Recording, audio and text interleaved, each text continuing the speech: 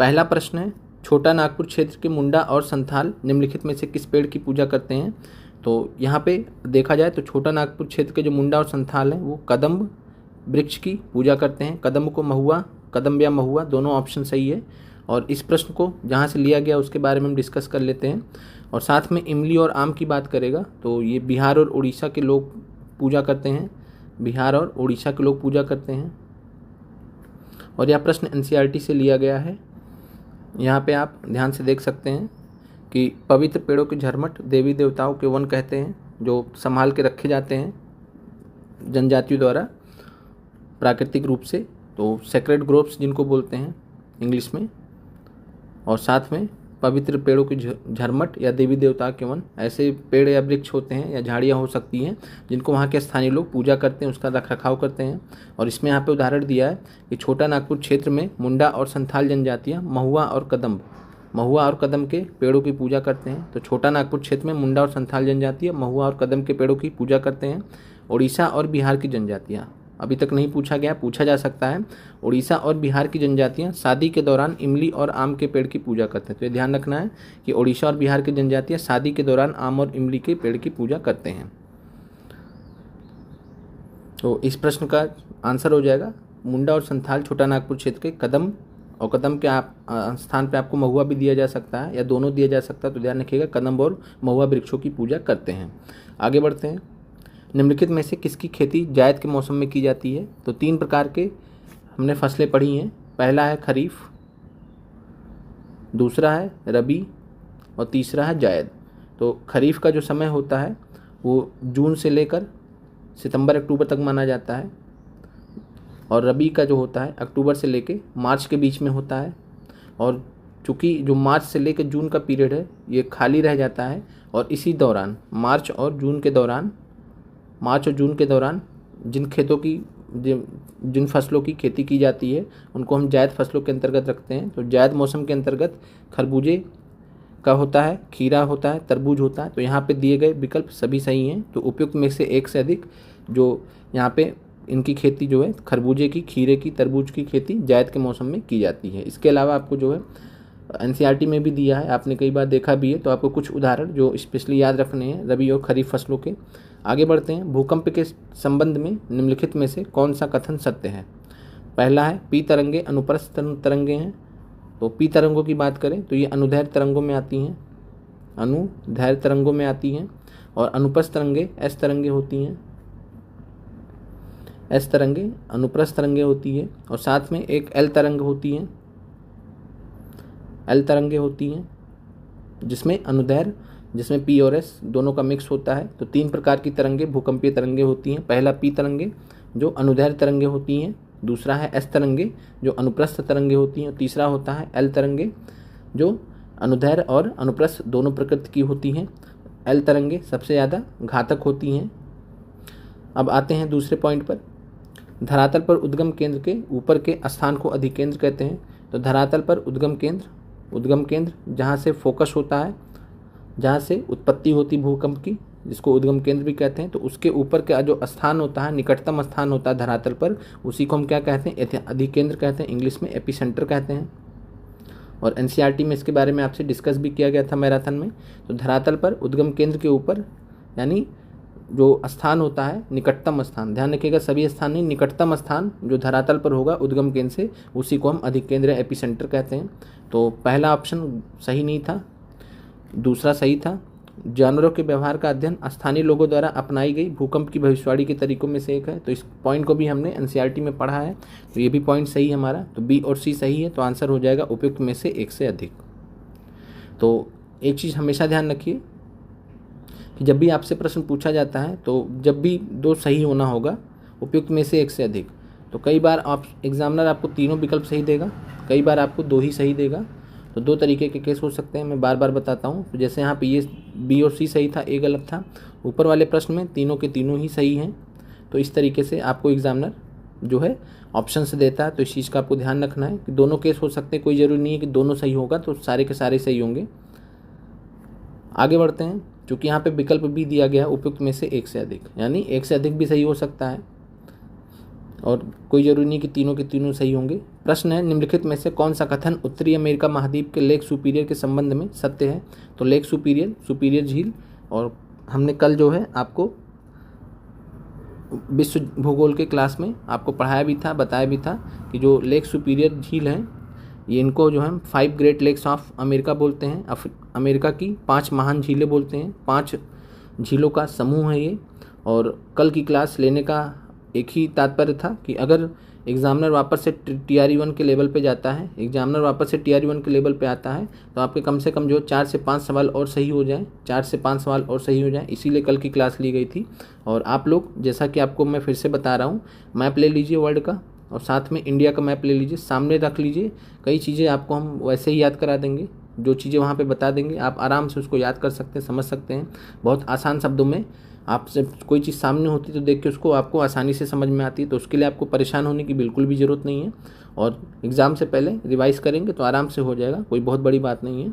बस ये है कि पिछली बार PGT का क्वेश्चन दे दिया गया था, 15 मार्च में PRT में PGT का क्वेश्चन दे दिया गया था, तो इस बार पता नहीं किसका क्वेश्चन देंगे। तो इस तरीके से हमें अपनी तैयारी जारी रखनी है और कभी भी एग्जामिनर क्या पेपर बना रहा है कोई भी गेस नहीं कर सकता है, हमें अपनी तरफ से बेस्ट तैयारी करनी है। NCERT में इन सब चीज़ों के बारे में दिया गया है, इसीलिए आपकी कल वो क्लास आई है और सभी के लिए महत्वपूर्ण थी। PRT के लिए 6 to 8 में पिछली बार जो है 15 मार्च वाले पेपर में जनगणना के बारे में पूछ लिया गया था इस बार, और विश्व भूगोल अभी तक नहीं पूछा है तो विश्व भूगोल भी पूछा जा सकता है। और आयोग ने ऐसा तो बोला भी नहीं है कि हम नहीं पूछेंगे, और आपसे समय समय पर GS पार्ट सेकंड में विश्व भूगोल के प्रश्न डालता रहा है आयोग, तो ये भी एक चीज़ ध्यान रखना आपको। अब आते हैं प्रश्न पे, निम्नलिखित में से कौन सा कथन उत्तरी अमेरिका महाद्वीप के लेक सुपीरियर के संबंध में सत्य है? तो यह विश्व की खारे जल का सबसे बड़ा झील समूह है। तो हमने कल पढ़ा था कि ताजे पानी का या मीठे पानी का, ताजे पानी का फ्रेश वाटर लेक है जो सुपीरियर झील समूह है, वो क्या है? यह विश्व का जो है ताजे पानी का या मीठे पानी का सबसे बड़ा झील समूह है। तो ये पॉइंट गलत है, खारे जल का नहीं है। यह कनाडा और USA के मध्य भौगोलिक सीमा बनाती है। तो हमने ये भी देखा था कि 5 झीलों में से केवल मिशिगन ऐसी झील है, मिशिगन ही ऐसी झील है जो USA में है। बाकी जो 4 झीलें हैं कौन कौन सी? सुपीरियर, सुपीरियर के बाद जो है मिशिगन तो USA में हो गया, फिर ह्यूरॉन है, एरी है, ओंटेरियो है। तो ये चारों जो है ये कनाडा और US के मध्य सीमा बनाती हैं, भौगोलिक सीमा बनाती है, उन्हीं के जो है सीमा पर स्थित हैं, दोनों देशों में स्थित है। यह दोनों देशों के मध्य लगभग 1700 किलोमीटर लंबी सीमा बनाती है। तो ये भी पॉइंट गलत दिया गया है, और ये लगभग 563 किलोमीटर के आसपास सीमा बनाती हैं। और 1700 किलोमीटर बहुत बड़ी बात हो गई, इतनी बड़ी तो नदियाँ होती हैं, तो ये आपको ध्यान रखना ऑन एन एवरेज। तो इतनी बड़ी तो झील तो हो नहीं सकती, तो वैसे भी आप यहाँ पे इसको गलत मान सकते थे ऐसे भी सोच के। और वैसे लगभग 563 किलोमीटर के आसपास ये सीमा बनाती हैं। तो आपका पहला पॉइंट गलत है, C गलत है, और आंसर आपका यहाँ पे B है, कनाडा और US के मध्य सीमा बनाती है भौगोलिक सीमा सुपीरियर झील।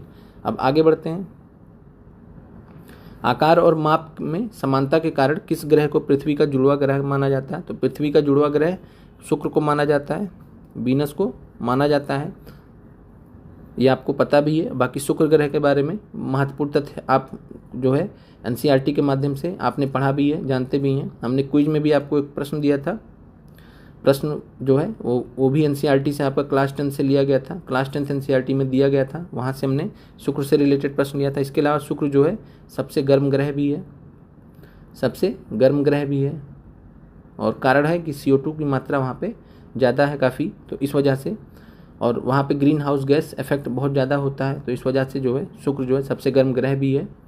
अब आगे बढ़ते हैं, और मंगल और बृहस्पति की बात करें तो हमने देखा था एस्ट्रॉयड बेल्ट इसमें पाया जाता है, मंगल और बृहस्पति के कक्षाओं के बीच में एस्ट्रॉयड बेल्ट पाया जाता है। आगे बढ़ते हैं, निम्नलिखित में से कौन सा देश अमेजन नदी बेसिन का हिस्सा है? तो कल हमने अमेजन नदी बेसिन के बारे में डिटेल में देखा था, और वहाँ पे हमने पढ़ा था कि चिली भाग नहीं है अमेजन नदी बेसिन का, अर्जेंटीना नहीं है, वेनेजुएला भाग है। इसके अलावा जो है हमने बात किया था कि पेरू से उत्पत्ति होती है, पेरू में एंडीज पर्वत से जो है अमेजन नदी की उत्पत्ति होती है। हालांकि इसका जो उत्पत्ति स्थल है वो काफ़ी विवादास्पद है, तो उसके बारे में परीक्षा में आपसे प्रश्न पूछने की संभावना बहुत कम है। और साथ में हमने देखा था कि अगर नीचे जाएंगे तो बोलीविया तक में बोलीविया भी जो है पार्ट है अमेजन नदी बेसिन का, साथ में ब्राज़ील तो पार्ट है ही। बाकी इसके अलावा जो है इक्वाडोर भी पार्ट है। तो ये महत्वपूर्ण कुछ देश हैं जो पार्ट हैं। बाकी हमने लगभग 8-9 देश कल देखे थे क्लास में। और साथ में आपको ये भी ध्यान रखना कि अमेजन नदी बेसिन जो है विश्व की सबसे बड़ी नदी है। सबसे बड़ी नदी पूछेगा या नदी बेसिन के हिसाब से पूछेगा तो सबसे बड़ी नदी है। और विश्व की दूसरी सबसे लंबी नदी है। और यह कहाँ पे जाके गिरती है? तो अटलांटिक ओशन में गिरती है जाके लास्ट में, अटलांटिक महासागर में। आगे बढ़ते हैं। निम्नलिखित में से कौन सा विकल्प पृथ्वी की सतह से शुरू होकर वायुमंडल की परतों का सही क्रम है? तो इसमें हम बात करें तो सबसे पहले क्षोभ मंडल आता है, क्षोभ मंडल के ऊपर समताप मंडल आता है, समताप मंडल के ऊपर मध्य मंडल आता है, मध्य मंडल के ऊपर ताप मंडल आता है, ताप मंडल के ऊपर बहिर्मंडल आता है। ये 5 मंडल है, आपको क्रम से ध्यान रखना है। पृथ्वी की सतह से सबसे पहले क्षोभ मंडल स्टार्ट होता है, फिर समताप मंडल आएगा। और हमने डिटेल में बात किया है कि कितने किलोमीटर्स तक इनका रेंज होता है। क्षोभ मंडल का 13 किलोमीटर माना गया है। समताप मंडल का बात करें तो 15 से लेकर जो है 50 किलोमीटर, और इसमें भी बात करें तो 15 से लेकर 35 किलोमीटर के बीच में ओजोन परत पाई जाती है। 15 से लेकर 35 किलोमीटर के बीच में ओजोन परत पाई जाती है। फिर जो है मध्य मंडल आता है, मध्य मंडल जो कि सबसे ठंडा मंडल होता है, 50 से 80 किलोमीटर। फिर ताप मंडल आता है, ताप मंडल 80 से लेकर 400 किलोमीटर, और फिर 400 से ऊपर का जो भाग रहता है वो किस में जाता है? तो वो जो है बहिर्मंडल में जाता है। तो इसके बारे में हमने पढ़ा था। साथ में समताप मंडल किसके लिए? ओजोन परत तो पाई जाती है। साथ में वायुयान के लिए आदर्श माना जाता है, वायुयान इसी में उड़ते हैं, एरोप्लेन्स इसी मंडल में उड़ते हैं। और जो है ओजोन परत इसमें पाई जाती है जो अल्ट्रावायलेट किरणों से हमारी रक्षा करती है सूर्य के। और साथ में हमने ये भी देखा था कि क्षोभ मंडल जो है, क्षोभ मंडल में मौसमी घटनाएं होती हैं, बादल बनना, निर्माण वगैरह, जो मौसमी परिवर्तन वगैरह होते हैं इसी में होते हैं, क्षोभ मंडल में होते हैं। और ताप मंडल में हमने एक चीज़ और पढ़ा था कि ताप मंडल में जो है जो उपग्रह होते हैं वो यहीं पे रखे जाते हैं। तो उपग्रह की बात करें तो इसमें ताप मंडल में रखे जाते हैं, सैटेलाइट्स जिनको हम कहते हैं। अब आगे बढ़ते हैं। स्थानांतरणशील कृषि के स्थानीय नाम और संबंधित देश का सही युग्म है। तो पहला है चेना बांग्लादेश, दूसरा है मिल्पा रोडेशिया, तीसरा है लादांग मलेशिया। तो हम यहाँ पे अगर बात करें तो ये झूम खेती के स्थानांतरणशील, जिसको स्थानांतरणशील कृषि भी बोलते हैं, तो स्थानीय नाम यहाँ पे पूछे गए आपसे। तो चेना की बात करें तो चेना जो है श्रीलंका में झूम खेती को कहते हैं। कहाँ पे कहते हैं? श्रीलंका में झूम खेती को कहते हैं। मिल्पा मैक्सिको में कहते हैं। माँ से मिल्पा, माँ से मैक्सिको याद कर सकते हैं, मैक्सिको या सेंट्रल अमेरिका। मध्य अमेरिका पूछे या मैक्सिको पूछे तो एक ही बात है, तो ध्यान रखिएगा। मिल्पा जो है मध्य अमेरिका या मैक्सिको दोनों सही हैं। फिर लदांग जो है मलेशिया, तो लदांग मलेशिया सही है, बाकी पहला और दूसरा ऑप्शन गलत है, तो सी यहाँ पे सही है। आइए एक बार देख लेते हैं कि स्थानांतरणशील कृषि में जो है कहाँ पे क्या क्या पाया जाता है एनसीईआरटी से, क्लास 10th एनसीईआरटी से। और यहाँ पे कर्तन दहन प्रणाली भी बोलते हैं, तो ध्यान रखिएगा, कर्तन दहन प्रणाली भी बोलते हैं स्थानांतरणशील कृषि को। और इसको मैक्सिको और मध्य अमेरिका में मिल्पा कहा जाता है। ये चैप्टर नंबर 4 है, एग्रीकल्चर, कृषि के नाम से जाना, कृषि का जो चैप्टर है क्लास 10th एनसीईआरटी में। और ये सब कुछ पढ़ाया गया है भूगोल एनसीईआरटी में। और आप भूगोल एनसीईआरटी का जो है प्लेलिस्ट जरूर देख लीजिए, जिन लोगों ने नहीं देखा जरूर कंप्लीट कर लें, नहीं फिर बाद में बहुत दिक्कत होने वाली, क्योंकि एग्जामिनर बार बार प्रश्न आपसे घुमा के आपसे जो है यहीं से पूछने वाला है। तो इस चीज़ को आपको ध्यान रहे। और अभी हम जैसे कल क्विज के क्वेश्चंस आपको नहीं डाल पाए थे तो परेशान ना हो, एक बार कुछ क्लासेस कंप्लीट हो जाए, थोड़ा रिलेटिवली हम फ्री हो जाएंगे तो आपको क्विज के एक साथ में बहुत सारे क्वेश्चंस दे देंगे एनसीईआरटी पर आधारित, तो उसके लिए आपको परेशान नहीं होना। बाकी इसके अलावा आपको टेस्ट वगैरह अटेम्प्ट करना हो कर सकते हैं, बिल्कुल कर सकते हैं, लेकिन आपको उससे उम्मीद नहीं रखना कि आपका 50 नंबर आ रहा, 60 नंबर आ रहा, 80 नंबर आ रहा, 100 नंबर आ रहा है, ये सब आपको नहीं सोचना है, क्योंकि उसके हिसाब से कभी भी एग्जाम में आपके नंबर नहीं आएंगे। आपको टेस्ट टाइम मैनेजमेंट के लिए देना है, बाकी आप यहाँ से चैनल से क्वेश्चंस देख ही रहे हैं, इसी लेवल के क्वेश्चंस आपसे पूछे जाएंगे परीक्षा में बार बार, तो इस चीज़ को ध्यान रखना आपको। अब मैक्सिको और मध्य अमेरिका में क्या कहा जाता है? कर्तन दहन प्रणाली को, स्थानांतरणशील कृषि को मिल्पा कहा जाता है। वेनेजुएला में क्या कहा जाता है? कोनुको। बहुत महत्वपूर्ण है, अभी तक पूछा नहीं गया, पूछा जा सकता है। तो वेनेजुएला में कोनुको कहा जाता है। ब्राज़ील में रोका कहा जाता है, बहुत महत्वपूर्ण है।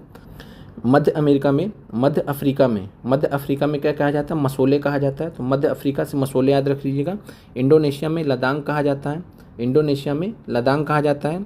और इंडोनेशिया के अलावा मलेशिया में भी, तो इंडोनेशिया पूछे या मलेशिया पूछे तो दोनों में लदांग है, जो आपसे प्रश्न में पूछा गया है। तो इंडोनेशिया और मलेशिया चूँकि आसपास में ही स्थित हैं, तो वहाँ दोनों जगह पर इसको लदांग कहा जाता है। फिर वियतनाम में रे के नाम से जाना जाता है। तो इतने नाम आपको ध्यान रखने हैं विश्व स्तर पे। पहला कौन सा है? मैक्सिको और मध्य अमेरिका में मिल्पा हो गया, वेनेजुएला में कोनको हो गया, ब्राज़ील में रोका हो गया, मध्य अफ्रीका में मसोले, इंडोनेशिया में लदांग और वियतनाम में रे। तो ध्यान रखना इतना।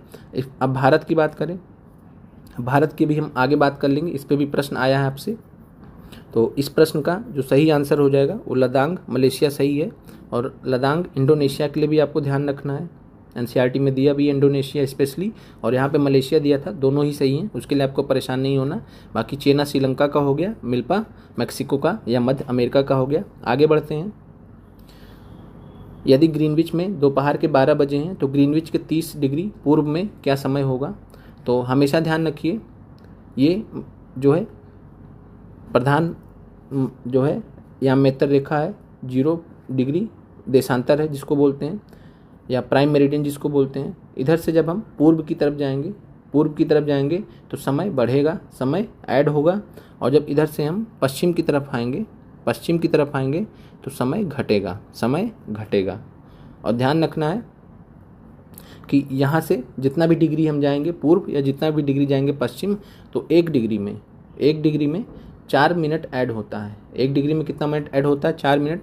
अब यहाँ पे 30 डिग्री पूछा है कि 30 डिग्री पूर्व में क्या होगा, तो 30 डिग्री की वैल्यू निकाल लेते हैं। अगर 1 डिग्री का मान 4 मिनट है तो 30 डिग्री का मान 30 गुणे 4 मिनट हो जाएगा, तो आपका आंसर हो जाएगा 120 मिनट। ऐसे आपको निकाल लेना है। तो 120 मिनट का मतलब क्या हो गया? 2 घंटे। 120 मिनट का मतलब 2 घंटे हो गया। यानी जो है ग्रीनविच या जो है 0 डिग्री को ही बोला जाता है। तो ग्रीनविच जो है के 30 डिग्री पूर्व में क्या समय होगा? वहाँ पे जो है, अगर यहाँ पे दोपहर में 12 बजे हैं, अगर यहाँ दोपहर में 12 बजे हैं तो जो है 30 डिग्री पूर्व में 2 घंटा और बढ़ा दीजिए, 120 मिनट और बढ़ा दीजिए, तो 12 + 2, तो 2 PM होंगे, 2 बज रहे होंगे दोपहर के। और अगर यही प्रश्न आपसे 30 डिग्री पश्चिम पूछता तो आपका 12 में से 2 घट जाता, 12 में से 2 घंटे माइनस कर देते तो यहाँ 10 बज रहा होता। ये चीज़ क्लियर हो गई आपको? तो पश्चिम में घट जाता है और पूरब में बढ़ जाता है। चूँकि पूरब में पूछा है तो 12 से 2 पहुँच जाएंगे हम, और इधर अगर पश्चिम में पूछता तो 12 से 10 आ जाते। इस तरीके से आप 1 डिग्री का मान 4 मिनट होता है, 30 डिग्री का मान या कितना भी आपको दिया रहे तो आप निकाल सकते हैं आसानी से। तो यह प्रश्न आपको क्लियर हो गया होगा। दोपहर के 2 बजेंगे, ये भी प्रश्न एनसीईआरटी से ही सिंपल लिया गया है। महासागरीय परपटी के मुख्य खनिज घटक कौन से हैं? तो महासागरीय परपटी के मुख्य खनिज घटक की बात करें तो सिलिका और एल्युमिनियम। तो ये हमने आपको एनसीईआरटी क्लास में पढ़ाया था कि महाद्वीपीय परपटी जो होती है, महाद्वीपीय परपटी जिसको क्रस्ट कहते हैं, तो महाद्वीपीय परपटी जो है वो सियाल से बना है, महाद्वीपीय परपटी सियाल से बना है। और महासागरीय परपटी सिलिका और मैग्नीशियम से बना है, जिसको हम सीमा बोलते हैं। तो महासागरीय परपटी सीमा से बना है, और सिलिका और एल्युमिनियम से क्या बना है? तो महाद्वीपीय परपटी। तो ये आपको ध्यान रखना है। और साथ में हमने आपको जो है ये भी बताया था कि ग्रेनाइट और बसाल्ट चट्टानों से भी ये परपटियाँ बनती हैं। तो आपको कमेंट करके बताना है कि कौन सी परपटी यहाँ पे बसाल्ट चट्टानों से निर्मित है और कौन सी परपटी जो है ग्रेनाइट चट्टानों से निर्मित है। आगे बढ़ते हैं। निम्नलिखित में से कौन सा मल्चिंग शब्द की व्याख्या करता है? तो मल्चिंग, ये भी आपका क्लास 8 एनसीईआरटी से प्रश्न लिया गया है, क्लास 8 एनसीईआरटी भूगोल से प्रश्न लिया गया है, और ये सभी कुछ पढ़ाया गया आपको। तो आपको प्लेलिस्ट दे दिया जाएगा, जरूर कंप्लीट कर ले जिन लोगों ने अभी तक नहीं कंप्लीट किया है। आगे बढ़ते हैं। तो मल्चिंग शब्द की सही व्याख्या करता है, तो इसका मतलब होता है फसलों के बीच में खाली ज़मीन को पुआल जैसे जैविक पदार्थ की परत से ढकना, और इससे जो है नमी बचाए रखते हैं ज़मीन की। तो फसलों के बीच में खाली ज़मीन को पुआल जैसे जैविक पदार्थ की परत से ढकना, इसी प्रक्रिया को हम क्या बोलते हैं? मल्चिंग कहते हैं। आगे बढ़ते हैं। भारत के खनिज तेल पेट्रोलियम उत्पादक क्षेत्र और इसकी अवस्थितियों का सही क्रम क्या है? तो यहाँ पे सुरमा घाटी, तो सुरमा घाटी असम सही है। तो खनिज तेल पेट्रोलियम उत्पादक क्षेत्र है, सुरमा घाटी असम में है। और वैसे भी आप ध्यान रखिएगा सुरमा घाटी असम में स्थित है, वैसे भी आपसे प्रश्न पूछा जा सकता है। फिर लोने क्षेत्र गुजरात में जो है महत्वपूर्ण है खनिज तेल पेट्रोलियम के लिए। फिर जो है केजी बेसिन, केजी का मतलब होता है, के मतलब होता है कृष्णा नदी, और जी मतलब होता है गोदावरी। तो कृष्णा और गोदावरी नदी का जो बेसिन क्षेत्र है, उनके जो बीच का क्षेत्र है बंगाल की खाड़ी के पास में, बंगाल की खाड़ी के पास में, तो वहाँ पे जो है वो महत्वपूर्ण है पेट्रोलियम के लिए। तो खनिज तेल पेट्रोलियम के लिए सुरमा घाटी असम में, लूने क्षेत्र गुजरात में और कृष्णा गोदावरी बेसिन बंगाल की खाड़ी में, तीनों महत्वपूर्ण हैं, उत्पादक क्षेत्र हैं। तो उपयुक्त में से एक से अधिक आंसर हो जाएगा। अगला प्रश्न है, निम्नलिखित में से कौन सा देश नाटो का सदस्य है? तो नाटो की बात करें तो यहाँ पे बेल्जियम, कनाडा, डेनमार्क, ये सभी के सभी नाटो के सदस्य हैं। नाटो की बात कर लें तो नाटो को जो है हम नॉर्थ अटलांटिक ट्रीटी ऑर्गेनाइजेशन के नाम से जानते हैं, और इसको आप ध्यान रखिएगा। और अटलांटिक महासागर के जो किनारे स्थित देश हैं, उन्हीं देशों का ये समूह है North Atlantic Ocean, North Atlantic Treaty Organization. इसका पूरा नाम है North Atlantic Treaty Organization, short में इसको नाटो बोलते हैं। अमेरिका इसको लीड करता है, नॉर्थ अटलांटिक ट्रीटी ऑर्गेनाइजेशन। और नाटो की स्थापना 1949 को हुई थी, ये आपको ध्यान रखना है। और साथ में नाटो की बात करें तो नाटो का जो हेडक्वार्टर है, नाटो का हेडक्वार्टर कहाँ पे है, तो ये भी आपसे प्रश्न कई बार परीक्षा में पूछा गया है। तो ब्रुसेल्स में है, बेल्जियम देश है, और बेल्जियम देश के ब्रुसेल्स में कैपिटल जो कि वहाँ का है, तो ब्रुसेल्स में जो है ध्यान रखिएगा, बेल्जियम के ब्रुसेल्स में हेडक्वार्टर है नाटो का। बहुत ही महत्वपूर्ण है, परीक्षा में कई बार पूछा गया है। और साथ में यह जो है 30 यूरोपियन देशों का और साथ में 2 नॉर्थ अमेरिकन देशों का। तो 2 नॉर्थ अमेरिकन देश कौन कौन से हैं, तो यूएस और कनाडा हैं। तो 2 नॉर्थ अमेरिकन देशों का, नॉर्थ अमेरिका के 30 यूरोपीय देश हैं और 2 जो है नॉर्थ अमेरिका के देश हैं, यूएस और कनाडा, इन्हीं का एक ग्रुप है। और इसको लीड कौन करता है, तो यूएस लीड करता है। अब जैसे अभी बीच में आप थोड़ा सा पहले हम एक चीज़ बता दें, फिनलैंड, ये ध्यान रखिएगा, कुल कितने मेंबर हैं, तो 30 यूरोपीय हैं, 2 नॉर्थ अमेरिकन है, तो 32 हो गए कुल। फिनलैंड 31वां सदस्य था, ये आपसे बीपीएससी तैयारी में पूछा गया था। और स्वीडन 32वां है, तो ये आपसे पूछा जा सकता है, करंट अफेयर का सवाल है। तो स्वीडन जो है 32वां या नया नवीनतम मेंबर है, तो ध्यान रखिएगा। नाटो का नवीनतम सदस्य कौन है, तो स्वीडन है, 32वां सदस्य है। और 32 जो है सदस्य हैं, मेंबर हैं नाटो के वर्तमान में, ये आपको ध्यान रखना है। और बीच में जब यूक्रेन और रशिया का युद्ध चल रहा था, यूक्रेन और रूस का युद्ध चल रहा था, तो उस समय नाटो का काफ़ी ज़्यादा चर्चा में आया था, इसलिए यहाँ प्रश्न पूछा गया था।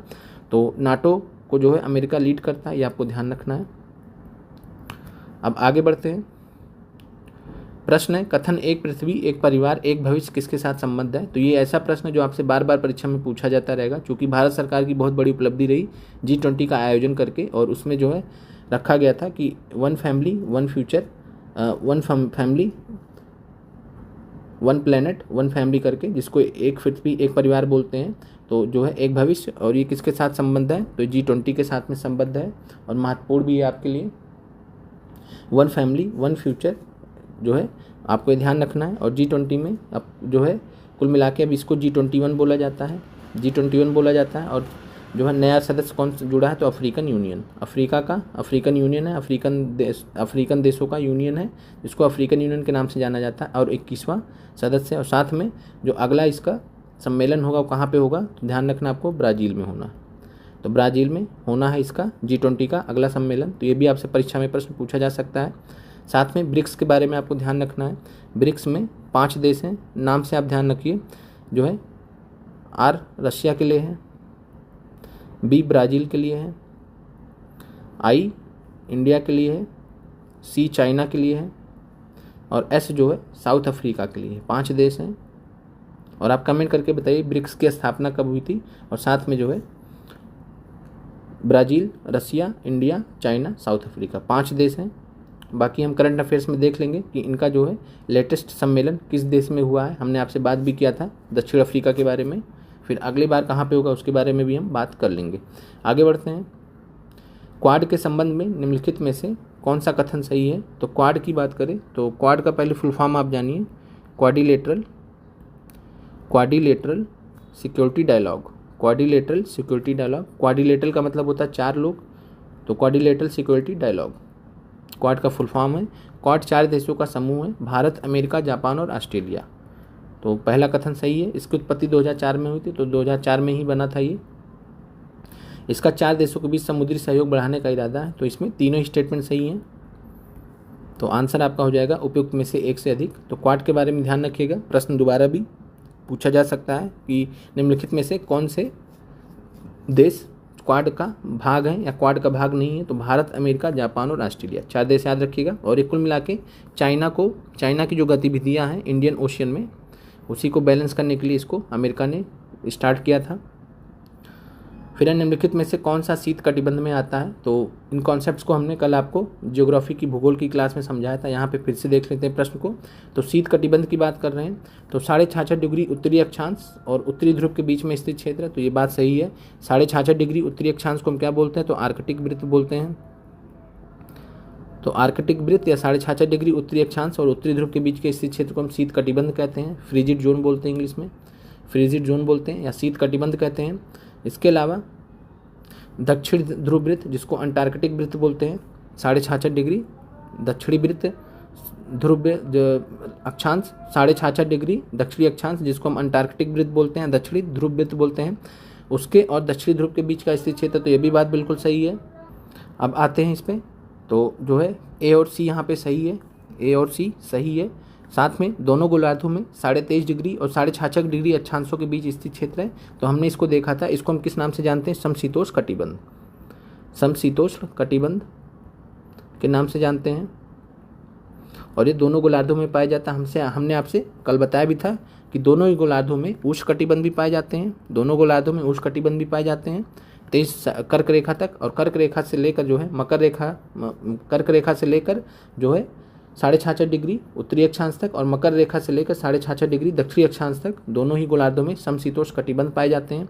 तो बी वाला समशीतोष्ण कटिबंध के लिए, चूंकि प्रश्न आपसे जो है शीत कटिबंध के लिए पूछा गया है, तो आंसर आपका ए सही है और सी सही है, बी गलत है। तो ध्यान रखिएगा, बी जो है समशीतोष्ण कटिबंध के लिए है। तो आंसर हो जाएगा आपका उपयुक्त में से एक से अधिक। आगे बढ़ते हैं। सतलुज और काली नदियों के बीच स्थित हिमालय के भाग को निम्नलिखित में से किस नाम से जाना जाता है? तो सतलुज और काली नदियों, ऐसे प्रश्न आपसे बहुत बार बार पूछे जाते हैं। और सतलुज और काली नदियों के बीच स्थित हिमालय के भाग को कुमायूं हिमालय कहते हैं।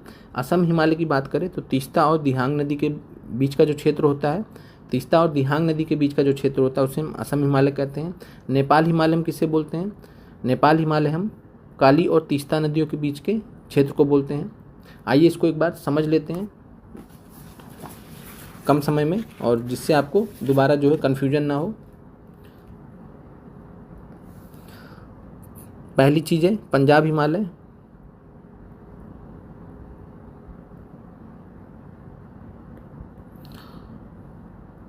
पंजाब हिमालय। और ये चीज़ आप ध्यान रखिए कि हिमालय का वर्गीकरण नदियों के जो है बहाव के हिसाब से भी डिसाइड किया गया है। तो वही आप यहाँ पे पढ़ रहे हैं, देख रहे हैं। और ये जो नाम है बस यही नाम है, इसके अलावा और कोई नाम नहीं है। जैसे पंजाब हिमालय को आप कश्मीर हिमालय नहीं कह सकते हैं, तो इस चीज़ का आपको ध्यान रखना है। कश्मीर हिमालय वो पहाड़ों के हिसाब से वर्गीकरण में आता है, यहाँ पे नदियों के हिसाब से बताया गया। तो नदियों के हिसाब से पंजाब हिमालय जो है, पंजाब हिमालय की बात करें तो यह जो है सिंधु नदी, इसको आप ऐसे बना लीजिएगा और याद कर लीजिएगा, सिंधु और सतलुज नदी के बीच के क्षेत्र को हम पंजाब हिमालय कहते हैं। तो पंजाब हिमालय हम किसके बीच के क्षेत्र को कहते हैं? सिंधु और सतलुज नदी के क्षेत्र को, बीच के क्षेत्र को कहते हैं। साथ में कुमायूं हिमालय आता है, कुमायूं हिमालय। कुमायूं हिमालय की बात करें तो सतलुज और काली नदी के बीच के क्षेत्र को कहा जाता है, जो आपसे प्रश्न पूछा गया है। तो सतलुज और काली नदी के बीच के क्षेत्र को कुमायूं हिमालय कहा जाता है। फिर आता है नेपाल हिमालय। नेपाल हिमालय किसे बोला जाता है? तो काली नदी इधर है, इधर आप तीस्ता कर दीजिए, तो काली नदी और तीस्ता नदी के बीच के क्षेत्र को हम नेपाल हिमालय कहते हैं। फिर आखिरी आता है हमारा असम हिमालय। असम हिमालय किसको बोलते हैं? तो तीस्ता और दिहांग नदियों के बीच, तीस्ता और दिहांग नदियों के बीच के क्षेत्र को हम असम हिमालय बोलते हैं। तो इस प्रकार नदियों के बहने के हिसाब से जो है हिमालय को 4 प्रकार में बांटा गया। पहला पंजाब हिमालय, पंजाब हिमालय सिंधु हिमालय से सतलुज हिमालय, सतलुज सिंधु नदी से सतलुज नदी के बीच का क्षेत्र है। कुमायूं हिमालय सतलुज नदी से काली नदी के बीच का क्षेत्र है। नेपाल हिमालय काली नदी से तीस्ता नदी के बीच का क्षेत्र है। और असम हिमालय तीस्ता से लेकर दिहांग नदी के बीच का क्षेत्र है। तो ये क्लियर हो गया होगा आपको। और इसमें आपको इसके अलावा और कोई अन्य नाम नहीं ऐड करना है। पंजाब हिमालय को कश्मीर हिमालय नहीं कर सकते, कारण ये है कि कश्मीर हिमालय जो नाम पड़ा है वो पहाड़ के आधार पर पड़ा है, यहाँ पे आपको नदी के आधार पर वर्गीकरण कराया जा रहा है। तो इस चीज़ का आपको ध्यान रखना है। आगे बढ़ते हैं। निम्नलिखित में से कौन सा कथन सही है? तो क्षेत्रफल की दृष्टि से उत्तर प्रदेश भारत का सबसे बड़ा राज्य है। तो आपको पता है कि क्षेत्रफल की दृष्टि से राजस्थान जो है भारत का सबसे बड़ा राज्य है। तो राजस्थान यहाँ पे राजस्थान सबसे बड़ा है, और राजस्थान के बाद बात करें तो आता है एमपी, फिर महाराष्ट्र, फिर देन यूपी आता है। तो ये आपको ध्यान रखना है, राजस्थान, मध्य प्रदेश, महाराष्ट्र, यूपी, इस तरीके से आपको ध्यान रखना है। और क्षेत्रफल की दृष्टि में जब हम आगे बढ़ते हैं तो यहाँ पे बिहार का स्थान ध्यान रखिएगा। पिछली बार हमने 13 बताया था, तो बिहार जो है 12वें स्थान पर है, तो ध्यान रखिएगा बिहार जो है 12वें स्थान पर। कई बार कहीं 12 दिया रहता, कहीं 13 दिया रहता, तो थोड़ा कन्फ्यूजन हो जाता है इससे। तो एक बार हम फिर से जब आपको सेंसस कराएंगे तो वहाँ पे भी आपको समझा देंगे। तो बिहार 12वें स्थान पर है क्षेत्रफल के आधार पर। तो पहले स्थान पर राजस्थान, दूसरे पे एमपी, तीसरे पे जो है महाराष्ट्र, चौथे पे यूपी। तो यहाँ पे ये स्टेटमेंट गलत है। फिर अब भारत का क्षेत्रफल विश्व के क्षेत्रफल का 2.6% है, तो ये भी गलत है, 2.4% है। तो भारत का क्षेत्रफल विश्व के क्षेत्रफल का कितना प्रतिशत है? 2.4% है। फिर है 2011 की जनगणना के अनुसार सिक्किम की जनसंख्या 6 लाख है, तो ये स्टेटमेंट बिल्कुल सही है। आगे बढ़ते हैं। अब देखिए यहाँ पे 2011 की जनगणना का प्रश्न दिया गया है, तो आप को जो कम से कम आप इतना कर सकते हैं, जैसे इस बार 15 मार्च में 6 से 8 में भूगोल में प्रश्न पूछ लिया गया था, जनसंख्या के बीच में नहीं पूछा जा रहा था, लेकिन अचानक से ज़्यादा प्रश्न पूछ लिए गए, तो आपको महत्वपूर्ण चीज़ें बता दी जाएंगी जो सेंसस से रिलेटेड है, जो आपको पता होनी चाहिए। अब आगे बढ़ते हैं। भारत में 1952 की राष्ट्रीय वन नीति नेशनल फॉरेस्ट पॉलिसी में उल्लिखित देश के कुल भौगोलिक क्षेत्र में वन क्षेत्र का वांछित प्रतिशत कितना होना चाहिए? तो 1952 में जो राष्ट्रीय वन नीति आई थी, इसके हिसाब से 33% जो है देश के भौगोलिक क्षेत्र में जो है वन होना चाहिए। तो 33% इसका आंसर है। और इस समय कितना है आप कमेंट करके बताइए। Indian state of forest report के हिसाब से भारत में जो कुल वन आवरण है, वन आवरण वृक्ष को मिलाकर कितना है, कंप्लीट कितना है, तो आप बताइए Indian state of forest report 2021 के हिसाब से। फिर आते हैं निम्नलिखित में से कौन सा स्थानांतरित कृषि का स्थानीय नाम है? तो स्थानांतरित कृषि का स्थानीय नाम भारत के रेस्पेक्ट में पूछा जा रहा है, तो बेवर है, दहिया है, पोदू भी है, तो तीनों हैं। तो आंसर हो जाएगा उपयुक्त में से एक से अधिक। आइए इसको भी समझ लेते हैं जो एनसीईआरटी में आपको दिया गया है। तो यहाँ पे आप ध्यान से देखिए। तो हमने अभी ऊपर पहले विश्व स्तर का देख लिया है क्वेश्चन में कि विश्व स्तर पे किन किन नामों से जाना जाता है। भारत में देखते हैं तो मध्य प्रदेश में बेवर या दहिया कहते हैं, आंध्र प्रदेश में पोडू या पेंडा कहते हैं, उड़ीसा में पामाडाबी या कोमान या बरिंगा कहते हैं, पश्चिमी घाट में कुमारी के नाम से जाना जाता है, दक्षिण पूर्व राजस्थान में वालरे या वाल्टरे कहा जाता है। ये अभी तक नहीं पूछा गया तो पूछा जा सकता है। उड़ीसा का पामाडाबी, कोमान, बरिंगा नहीं पूछा गया। तो इस तरीके से आपको ये नहीं सोचना है कि पूछा गया तब दोबारा नहीं पूछा जाएगा, फिर कुछ और पूछ लेगा एग्जामिनर, तो ये महत्वपूर्ण है, ध्यान रखिएगा। तो बेबर और दहिया मध्य प्रदेश में कहा जाता है, आंध्र प्रदेश में पोडू और पेंडा कहा जाता है, उड़ीसा में पामाडाबी, कोमान या बरिंगा कहा जाता है, पश्चिमी घाट में कुमारी कहा जाता है, दक्षिण पूर्वी राजस्थान में वालरे या वाल्टरे कहा जाता है, हिमालयन क्षेत्र में खिल कहा जाता है, बहुत महत्वपूर्ण है, हिमालयन क्षेत्र में खिल कहा जाता है, झारखंड में कुरुआ कहा जाता है, झारखंड से भी आपसे प्रश्न पूछे जाते हैं बिहार में, तो झारखंड में कुरुआ कहा जाता है, और उत्तर पूर्वी प्रदेश जो नॉर्थ ईस्ट के स्टेट्स हैं वहाँ पे झूम के नाम से जाना जाता है, ये आपको मालूम है। तो नॉर्थ ईस्ट के जो पूर्वी प्रदेश हैं, उत्तर पूर्वी प्रदेशों में झूम खेती के नाम से जाना जाता है। तो ये आपको ध्यान, इतनी चीज़ें आपको याद रखनी है, परीक्षा में बार बार पूछा जा रहा है, पूछा जा सकता है। फिर अगला प्रश्न है, अमेजन बेसिन में एक बड़े मकान को क्या नाम दिया गया जिसकी छत की तिरछी खड़ी ढाल होती है? तो ये हमने आपको 7th क्लास का जब एनसीईआरटी ज्योग्राफी मैराथन कराया था तो वहाँ पे हमने आपको बताया था कि अमेजन बेसिन में बड़े मकान को क्या नाम दिया जाता है जिसकी छत की तिरछी खड़ी ढाल होती है? तो उसको मलोका कहते हैं, मलोका कहते हैं। मैनियॉक और कसावा के बारे में आपने पढ़ा था। मैनियॉक और कसावा जो है खाने पीने की चीज़ें होती हैं जो वहाँ के लोग खाते पीते हैं, तो खाने पीने की चीज़ें अमेजन बेसिन में। और अमेजन बेसिन में अगर हम बात करें तो अमेजन वर्षा वनों को सेलवास के नाम से जाना जाता है, बहुत महत्वपूर्ण। विषुवतीय वर्षा वन है जिनको हम सेलवास के नाम से जाना जाता है, इसको अमेजन वर्षा वन भी कहा जाता है, तो ये ध्यान रखिएगा। आगे बढ़ते हैं। ऐतिहासिक दक्षिणापथ नामक क्षेत्र का विस्तार है। तो दक्षिणापथ जो क्षेत्र है ये इतिहास की बात कर रहे हैं। जब प्राचीन काल में जब लोग आते थे भारत में तो दक्षिणापथ जो है विस्तार था। दक्षिणापथ जो क्षेत्र था वो विंध्याचल पर्वत श्रेणी से कृष्णा नदी के मध्य, अलग अलग लोगों के हिसाब से अलग अलग थी। तो विंध्याचल पर्वत श्रेणी से कृष्णा नदी के मध्य, विंध्याचल पर्वत श्रेणी से कावेरी नदी के मध्य, सतपुड़ा पर्वत श्रेणी से नीलगिरी के मध्य, तो लगभग सभी माने जाते, तो इसलिए आपका आंसर जो है उपयुक्त में से एक से अधिक है। और ये प्राचीन काल से रिलेट करके पूछा गया है। आगे बढ़ते हैं। अरब सागर और बंगाल की खाड़ी के अपोह तंत्र के बीच मुख्य जल विभाजक है। तो मुख्य जल विभाजक ये आपको एनसीईआरटी में हमने जो है भूगोल एनसीईआरटी में जो क्लास में कराया है, और 10th क्लास में है शायद ये, 9th या 10th में है ना, 9th क्लास में है, तो ध्यान रखिएगा 9th क्लास में है शायद ये। तो एक बार उसको देख लीजिएगा। मुख्य जल विभाजक, मुख्य जल विभाजक का काम क्या होता है कि एक यहाँ पे जो ये क्षेत्र देख पा रहे हैं, तो ये उठा हुआ क्षेत्र होगा, ये उठा हुआ क्षेत्र होगा, और इधर से इधर जो नदी बह रही होगी, इधर जो नदी बह, जैसे भारत के क्षेत्र में देखा जाए तो इधर जो नदी बह रही है वो जो है बंगाल की खाड़ी में जा रही है, बंगाल की खाड़ी में जा रही है। जैसे अमरकंटक की पहाड़ियाँ हैं, तो अमरकंटक के पहाड़ी के पूर्व में जो नदियाँ बहते हुए जा रही हैं वो बंगाल की खाड़ी में जा रही हैं, और जो इधर से आ रही हैं वो अरब सागर में जा रही हैं। जैसे नर्मदा है तो वो अरब सागर में जा रही हैं, तो वैसे ही जो इधर अन्य नदियाँ हैं तो वो जो है जाके बंगाल की खाड़ी में जाती हैं। तो ऐसे जो क्षेत्र होते हैं उनको हम क्या बोलते हैं, जल विभाजक बोलते हैं, क्योंकि जल को विभाजित कर देते हैं। यानी उनके एक तरफ से अगर जाएगा तो अगर पूर्व वाले साइड से जा रहा है तो पूर्व में बहते हुए जाएगा, पश्चिम वाले साइड से जा रहा है तो पश्चिम वाले साइड से जा रहा है। तो जो बीच का क्षेत्र होता है उठा हुआ क्षेत्र होता है, उठा हुआ भाग होता है, पर्वत भी हो सकता है, पठार भी हो सकता है। तो इस चीज़ का आपको ध्यान रखना है। तो ये मुख्य जल विभाजक का काम करता है। तो अरब सागर और बंगाल की खाड़ी के अपार तंत्रों के बीच में मुख्य जल विभाजक आपसे पूछा गया। तो मुख्य जो जल विभाजक, आपको वाटर डिवाइड क्लियर हो गया होगा। अब आते हैं कि कौन कौन से मुख्य जल विभाजक के उदाहरण हैं। तो यहाँ पे हम बात करें दिल्ली रिज, अरावली। तो दिल्ली रिज और अरावली आपस में जुड़ा हुआ है। तो दिल्ली रिज और अरावली आपस में जुड़ा हुआ है। तो अरावली पर्वत श्रेणी के पूर्व पश्चिम में देखते हैं, तो अरावली श्रेणी पर्वत के पश्चिम से जो भी मतलब नदियाँ निकलती हैं उनका जनरली यही है कि वो कहाँ जाके गिरती हैं, तो वो जो है अरब सागर में जाके गिरती हैं। सह्याद्री और अमरकंटक की पहाड़ियाँ, सह्याद्री जो है महाराष्ट्र में बोला जाता है, पश्चिमी घाट को जो है महाराष्ट्र में सह्याद्री के नाम से जाना जाता है। और सह्याद्री के जो पश्चिम वाला भाग है, जो सह्याद्री नदी का पश्चिम वाला सिरा है, उधर से जो नदियाँ निकलती हैं वो अरब सागर में जाके गिरती हैं। और जो पूरब वाला साइड है, जैसे पर्वत है, तो ये वाली नदियाँ अरब सागर में जाके गिरती हैं। और इस साइड से जो नदियाँ निकलेंगी वो जाके जो है बंगाल की खाड़ी में गिरती हैं, तो ये भी जो है जल विभाजक का उदाहरण है। और इसी प्रकार अमरकंटक का तो हमने आपको पहले बता दिया। तो यहाँ पे आपका जो बेस्ट आंसर था दिए गए विकल्पों में बी था, बाकी और भी कोई ऑप्शन यहाँ पे नहीं होगा, तो ध्यान रखिएगा। तो दिल्ली रिज, अरावली पर्वत श्रेणी, सह्याद्री और अमरकंटक की पहाड़ियाँ, ये जो है उदाहरण किसके हैं, मुख्य जल विभाजक की, अरब सागर और बंगाल की खाड़ी के अपवाह तंत्र के बीच।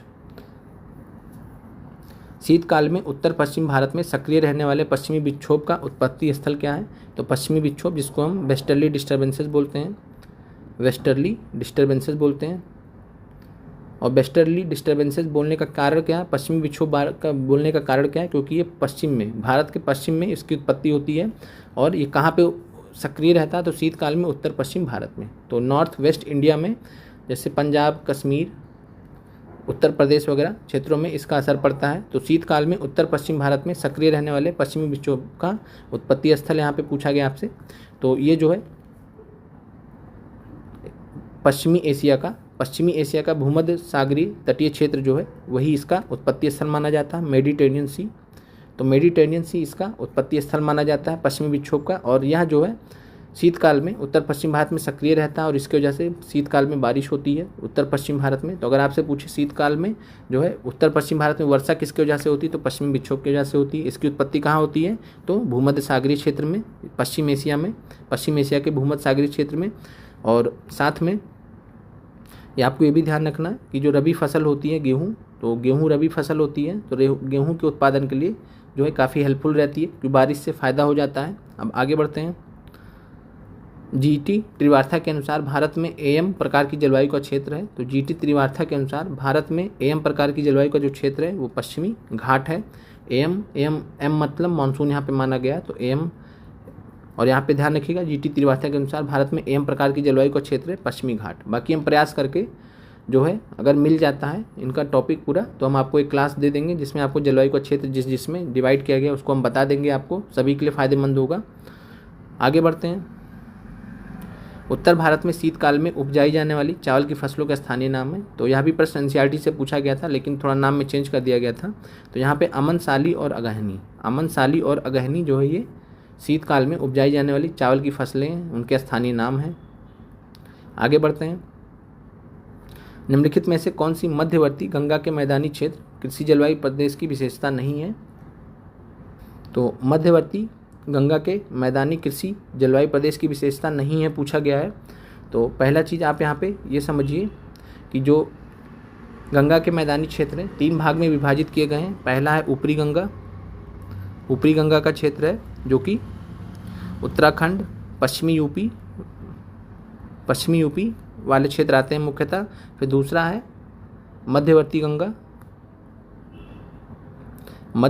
गंगा का क्षेत्र है, मिडिल गंजेटिक प्लेन्स है। और मध्यवर्ती गंगा का जो क्षेत्र है ये भी उत्तराखंड के भी कुछ भाग इसमें आते हैं, साथ में जो है यूपी का आता है, बिहार का भी आता है। तो ये जो है 2 से अधिक राज्यों में फैला हुआ है। और साथ में इसके बाद आता है निचले गंगा का क्षेत्र, निचले गंगा के मैदान का क्षेत्र जिसको हम लोअर गंजेटिक प्लेन्स बोलते हैं। और निचले गंगा का जो क्षेत्र है ये बंगाल में और बांग्लादेश में मुख्यतः माना जाता है। भागलपुर से लगभग स्टार्ट होता है, तो बंगाल और बांग्लादेश में निचले गंगा का मैदान माना जाता है। मध्यवर्ती गंगा का मैदान जो है उत्तराखंड का कुछ भाग, साथ में पश्चिमी यूपी और साथ में जो है यूपी और बिहार। तो ये आपके मध्यवर्ती गंगा के क्षेत्र हो गए। और प्रश्न आपसे पूछा गया कि मध्यवर्ती गंगा के मैदानी किसी जलवायु प्रदेश की विशेषता नहीं है, तो यहाँ गंगा और उसकी सहायक नदियों के अपवाह क्षेत्र में स्थित है। तो ये बात तो बिल्कुल सही है कि गंगा और उसकी सहायक नदियों के अपवाह क्षेत्र में स्थित है। इसका 2 से अधिक राज्यों में विस्तार है, तो ये भी बात सही है। तो इसका 2 से अधिक राज्यों में विस्तार भी है। और मध्यवर्ती गंगा क्षेत्र में मध्य प्रदेश भी आता है। मध्य प्रदेश का जो ऊपरी भाग है वो भी आता है, क्योंकि जो मध्य प्रदेश साइड से जो भी नदियाँ आके गंगा में मिलती हैं या यमुना में मिलती हैं, तो वो भी जो है गंगा के मैदान का निर्माण करती हैं। तो ये मध्य प्रदेश भी है, तो इस तरीके से आपको ध्यान रखना है। तो उत्तराखंड, ऐसे आप ध्यान रख लीजिए कि मध्य प्रदेश का जो ऊपरी क्षेत्र है मध्य प्रदेश हो गया, बाकी मेनली यूपी हो गया और बिहार हो गया। तो 3 राज्य आपके हो गए मध्यवर्ती गंगा क्षेत्र में। और जो है ऊपरी गंगा क्षेत्र में आपको उत्तराखंड याद रखना, उत्तराखंड महत्वपूर्ण है, साथ में पश्चिमी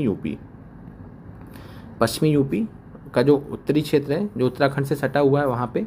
फिर आते हैं यहाँ प्रतिवर्ष 100 सेंटीमीटर से अधिक वर्षा होती है, तो ये भी बात सही है, 100 सेंटीमीटर से अधिक वर्षा होती है मध्यवर्ती गंगा के क्षेत्र में।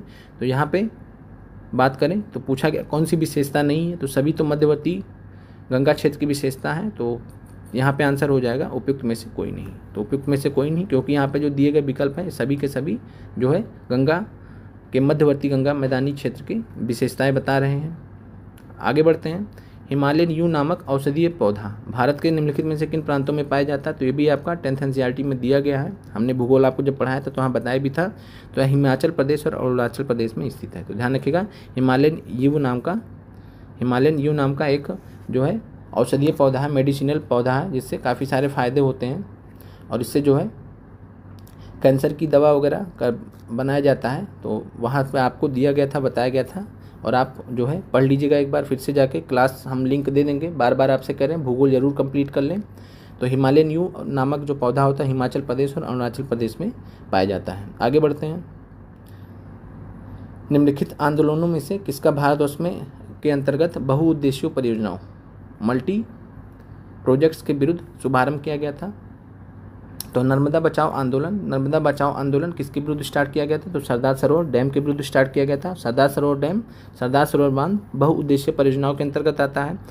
और साथ में टिहरी बांध आंदोलन, तो टिहरी बांध के विरोध में आया था। टिहरी बांध भी बहुउद्देशीय परियोजनाओं के विरुद्ध आया था, तो दोनों हो जाएंगे। और तीसरा चिपको आंदोलन, तो चिपको आंदोलन जो है कोई डायरेक्टली बहुउद्देशीय परियोजनाओं से नहीं जुड़ा था, पेड़ काटने के से उससे जुड़ा हुआ था। तो ये आपको ध्यान रखना है। तो आंसर हो जाएगा ए और बी यहाँ पे सही है। तो आंसर हो जाएगा डी, उपयुक्त में से एक से अधिक। फिर है अल अक्सा मस्जिद जो हाल में ही खबरों में थी, किस शहर में स्थित है? तो ये आपसे बार बार पूछा जाता है, तो ध्यान रखिएगा। अल अक्सा मस्जिद जो हाल में ही खबरों में थी, किस शहर में स्थित है? तो यह जो है जेरूसलम में स्थित है। इजराइल में जगह पड़ता है जेरूसलम, और जेरूसलम काफ़ी विवादास्पद है। तो इजराइल और फिलिस्तीन के बीच में विवाद की जड़ भी है। इजराइल और फिलिस्तीन के बीच में विवाद की जड़ भी है जेरूसलम, और दोनों लोग अपना अपना जगह मानते हैं उसको, जेरूसलम को। अल अक्सा मस्जिद जो है इस वजह से काफ़ी ज़्यादा चर्चा में रहती है। निम्नलिखित में से कौन सा बांध महानदी पर स्थित है? तो यहाँ पे बांध की बात करें तो हीराकुंड बांध महानदी पर स्थित है, दुधवा बांध महानदी पर स्थित है, घुमरा पादर बांध ये भी महानदी पर स्थित है। आइए थोड़ा महानदी के बारे में डिटेल में समझ लेते हैं। तो पहला चीज़ आपको ध्यान रखना है कि जो तीनों बांधों के बारे में समझ लेते हैं पहले। हीराकुंड बांध उड़ीसा में बना है, सभी महानदी पर स्थित है। दुधवा बांध जो है छत्तीसगढ़ में है, और घुमरा पादर बांध भी छत्तीसगढ़ में स्थित है। तो ये चीज़ आपको ध्यान रखना है। और इसके अलावा अगर उद्गम स्थल की बात करें, महानदी कहाँ से उत्पत्ति होती है महानदी की, तो महानदी का जो उत्पत्ति स्थल है वो सिहावा पर्वत है। सिहावा पर्वत श्रेणी है, धमतरी जिला छत्तीसगढ़ में। तो ध्यान रखिएगा, सिहावा पर्वत से उत्पत्ति होती महानदी की, और महानदी पे जो है हीराकुड बांध, दुधवा बांध और घुमरा पादर बांध स्थित हैं। एक से अधिक यहाँ पे आंसर है, और आपको एनसीईआरटी में केवल हीराकुड बांध के बारे में दिया गया था, तो यहाँ पे प्रश्न को ऐड कर दिया गया एग्जामिनर की तरफ से और ट्विस्ट कर दिया गया। आगे बढ़ते हैं, निम्नलिखित में से कौन सी पारंपरिक सिंचाई पद्धति नहीं है। तो पारंपरिक सिंचाई पद्धति की बात करें तो दो प्रकार की सिंचाई पद्धतियाँ होती हैं। पहला है पारंपरिक सिंचाई पद्धति, दूसरा है आधुनिक सिंचाई पद्धति। तो आधुनिक सिंचाई पद्धति में ड्रिप प्रणाली आती है और स्प्रिंकलर सिस्टम आता है। तो ड्रिप प्रणाली और स्प्रिंकलर सिस्टम ये जो है आधुनिक सिंचाई पद्धति में आता है। तो ये जो है पारंपरिक सिंचाई पद्धति का उदाहरण नहीं है, तो आपका आंसर हो जाएगा ड्रिप प्रणाली। ये जो है पारंपरिक सिंचाई पद्धति नहीं है। तो ड्रिप प्रणाली और स्प्रिंकलर प्रणाली दो प्रणालियां हैं भारत में जो आधुनिक पद्धति की मानी जाती हैं। इसके अलावा खंदक प्रणाली और चेन प्रणाली, तो ये सब जो है पारंपरिक सिंचाई के पद्धतियां हैं। हमने आपको जो है एनसीईआरटी विज्ञान में क्लास 8 विज्ञान में जब आपको पढ़ाया था तो वहाँ पे हमने इनके बारे में बताया था। ये विज्ञान में दिया गया, लेकिन प्रश्न भूगोल का है, विज्ञान में दिया गया है। आगे बढ़ते हैं, 5वीं बाघ गणना रिपोर्ट 2022 के अनुसार भारत में बाघों की संख्या है। तो 5वीं बाघ गणना रिपोर्ट 2022 के अनुसार बाघों की संख्या भारत में 3167 है। तो ध्यान रखिएगा 3167। और जो बाघ गणना रिपोर्ट है टाइगर सेंसस ये 4 साल पे आता है, जो भारत में आता है। इसके अलावा कई लोग जो 3600 वाले पे रिपोर्ट को देख रहे हैं, डाटा को देख रहे हैं, वो यहाँ पे जो है एनटीसीए के द्वारा नहीं जारी किया गया, भारत सरकार के द्वारा नहीं जारी किया गया। तो ध्यान रखिएगा वो अलग है थोड़ा। तो बाघ गणना रिपोर्ट 2022 जब पूछ रहा है तो आपको बाघ गणना रिपोर्ट के हिसाब से बताता हूँ, ये 5वां था। तो 2022 में आया था, अब 2026 में आएगा। इससे पिछला वाला जो है 2018 में आया था, उससे पिछला वाला 2014 में आया था, और उससे पिछला वाला अगर हम बात करेंगे तो 2010 में आया था, और सबसे पहला जो है 2014 तो इस प्रकार आपके 2006 में पहली जनगणना आई थी बाघों की, फिर 2010 में दूसरी आई थी, 4 साल पे आता है। फिर जो है 2014 में तीसरी आई थी, 2018 में जो है चौथी, और 2022 में 5वीं जनगणना। तो ये आपको ध्यान रखना, और 3167 है बाघों की संख्या। आगे बढ़ते हैं, बाकी आप कमेंट करके बताइए कि भारत के किस राज्य में जो है बाघों की संख्या सबसे ज़्यादा है। 2022 की घटना विपर जो है था, तो ये हमेशा ध्यान रखिए कि जो है चाहे अरब सागर में आए, बंगाल की खाड़ी में आए, जितने भी चक्रवात आते हैं वो उष्णकटिबंधीय चक्रवात होते हैं। तो अरब सागर में और बंगाल की खाड़ी में जितने भी चक्रवात आते हैं उष्णकटिबंधीय चक्रवात होते हैं, जिनको हम ट्रॉपिकल साइक्लोन्स बोलते हैं। तो ये आपको क्लियर हो जाना चाहिए। तो अगर आपने मान लीजिए कहीं से भी पढ़ा है कि ये जो है चक्रवात आया था, बाकी हम आपको एक लिस्ट दे देंगे जो हाल फिलहाल में चक्रवात आए हैं, जो आपसे परीक्षा में प्रश्न पूछे जा सकते हैं। तो 2022 की घटना विपर जो है जैसे पूछा ऐसे कुछ भी पूछा जा सकता है। तो आपका अरब सागर और बंगाल की खाड़ी में केवल उष्णकटिबंधीय चक्रवातों की उत्पत्ति होती है, तो ये आपको ध्यान रखना है। आगे बढ़ते हैं, सूर्य एक है, तो सूर्य के बारे में यहाँ पे प्रश्न है ब्रह्मांड से। तो सूर्य जो है एक पीला तारा है, सूर्य एक पीला तारा है। बाकी हमने डिटेल में आपसे एनसीईआरटी में बात किया था। ग्लोब पर 1 डिग्री के अंतराल पर खींची जाने वाली अक्षांश रेखाएं कितनी हैं। तो ग्लोब पर 1 डिग्री के अंतराल पर खींची जाने वाली अक्षांश रेखाएं कितनी हैं, तो इनकी संख्या कुल 179। पृथ्वी है, पृथ्वी को हम 2 भाग में विभाजित करते हैं। किससे विभाजित करते हैं, तो 0 डिग्री अक्षांश से, जिसको हम विषुवत रेखा बोलते हैं, भूमध्य रेखा बोलते हैं। तो विषुवत रेखा हो गया।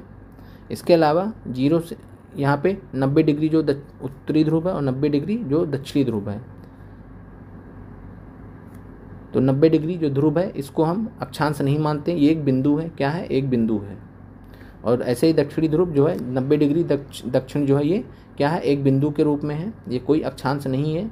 तो इस प्रकार जो है हमें 1 से स्टार्ट करते हैं, 1 2 3 4 5 से लेकर 89 तक। ऐसे नीचे भी 1 2 3 से लेकर 89 तक। बाकी 90 दक्षिण 90 उत्तर ये बिंदु हैं, ये जो है अक्षांश रेखाएं नहीं मानी जाती हैं। तो इस प्रकार 1 से लेकर 89 तक, इधर 1 से लेकर 89 तक, तो 89 इधर 178 हो गए। और साथ में विषुवत रेखा भी तो है, तो 0 डिग्री विषुवत रेखा, तो एक ये जुड़ गया। तो 89 178 और प्लस 1 179 अक्षांश रेखाएं कुल हैं। इसके अलावा आपसे पूछे देशांतर कितने हैं, तो 360 याद कर लीजिए, अगली बार पूछा जा सकता है। देशांतर कितने हैं, 360।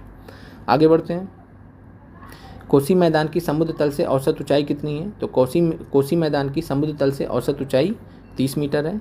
महत्वपूर्ण है, फिर से पूछा जा सकता है, ध्यान रखिएगा। कोसी मैदान की समुद्र तल से औसत ऊंचाई 30 मीटर है।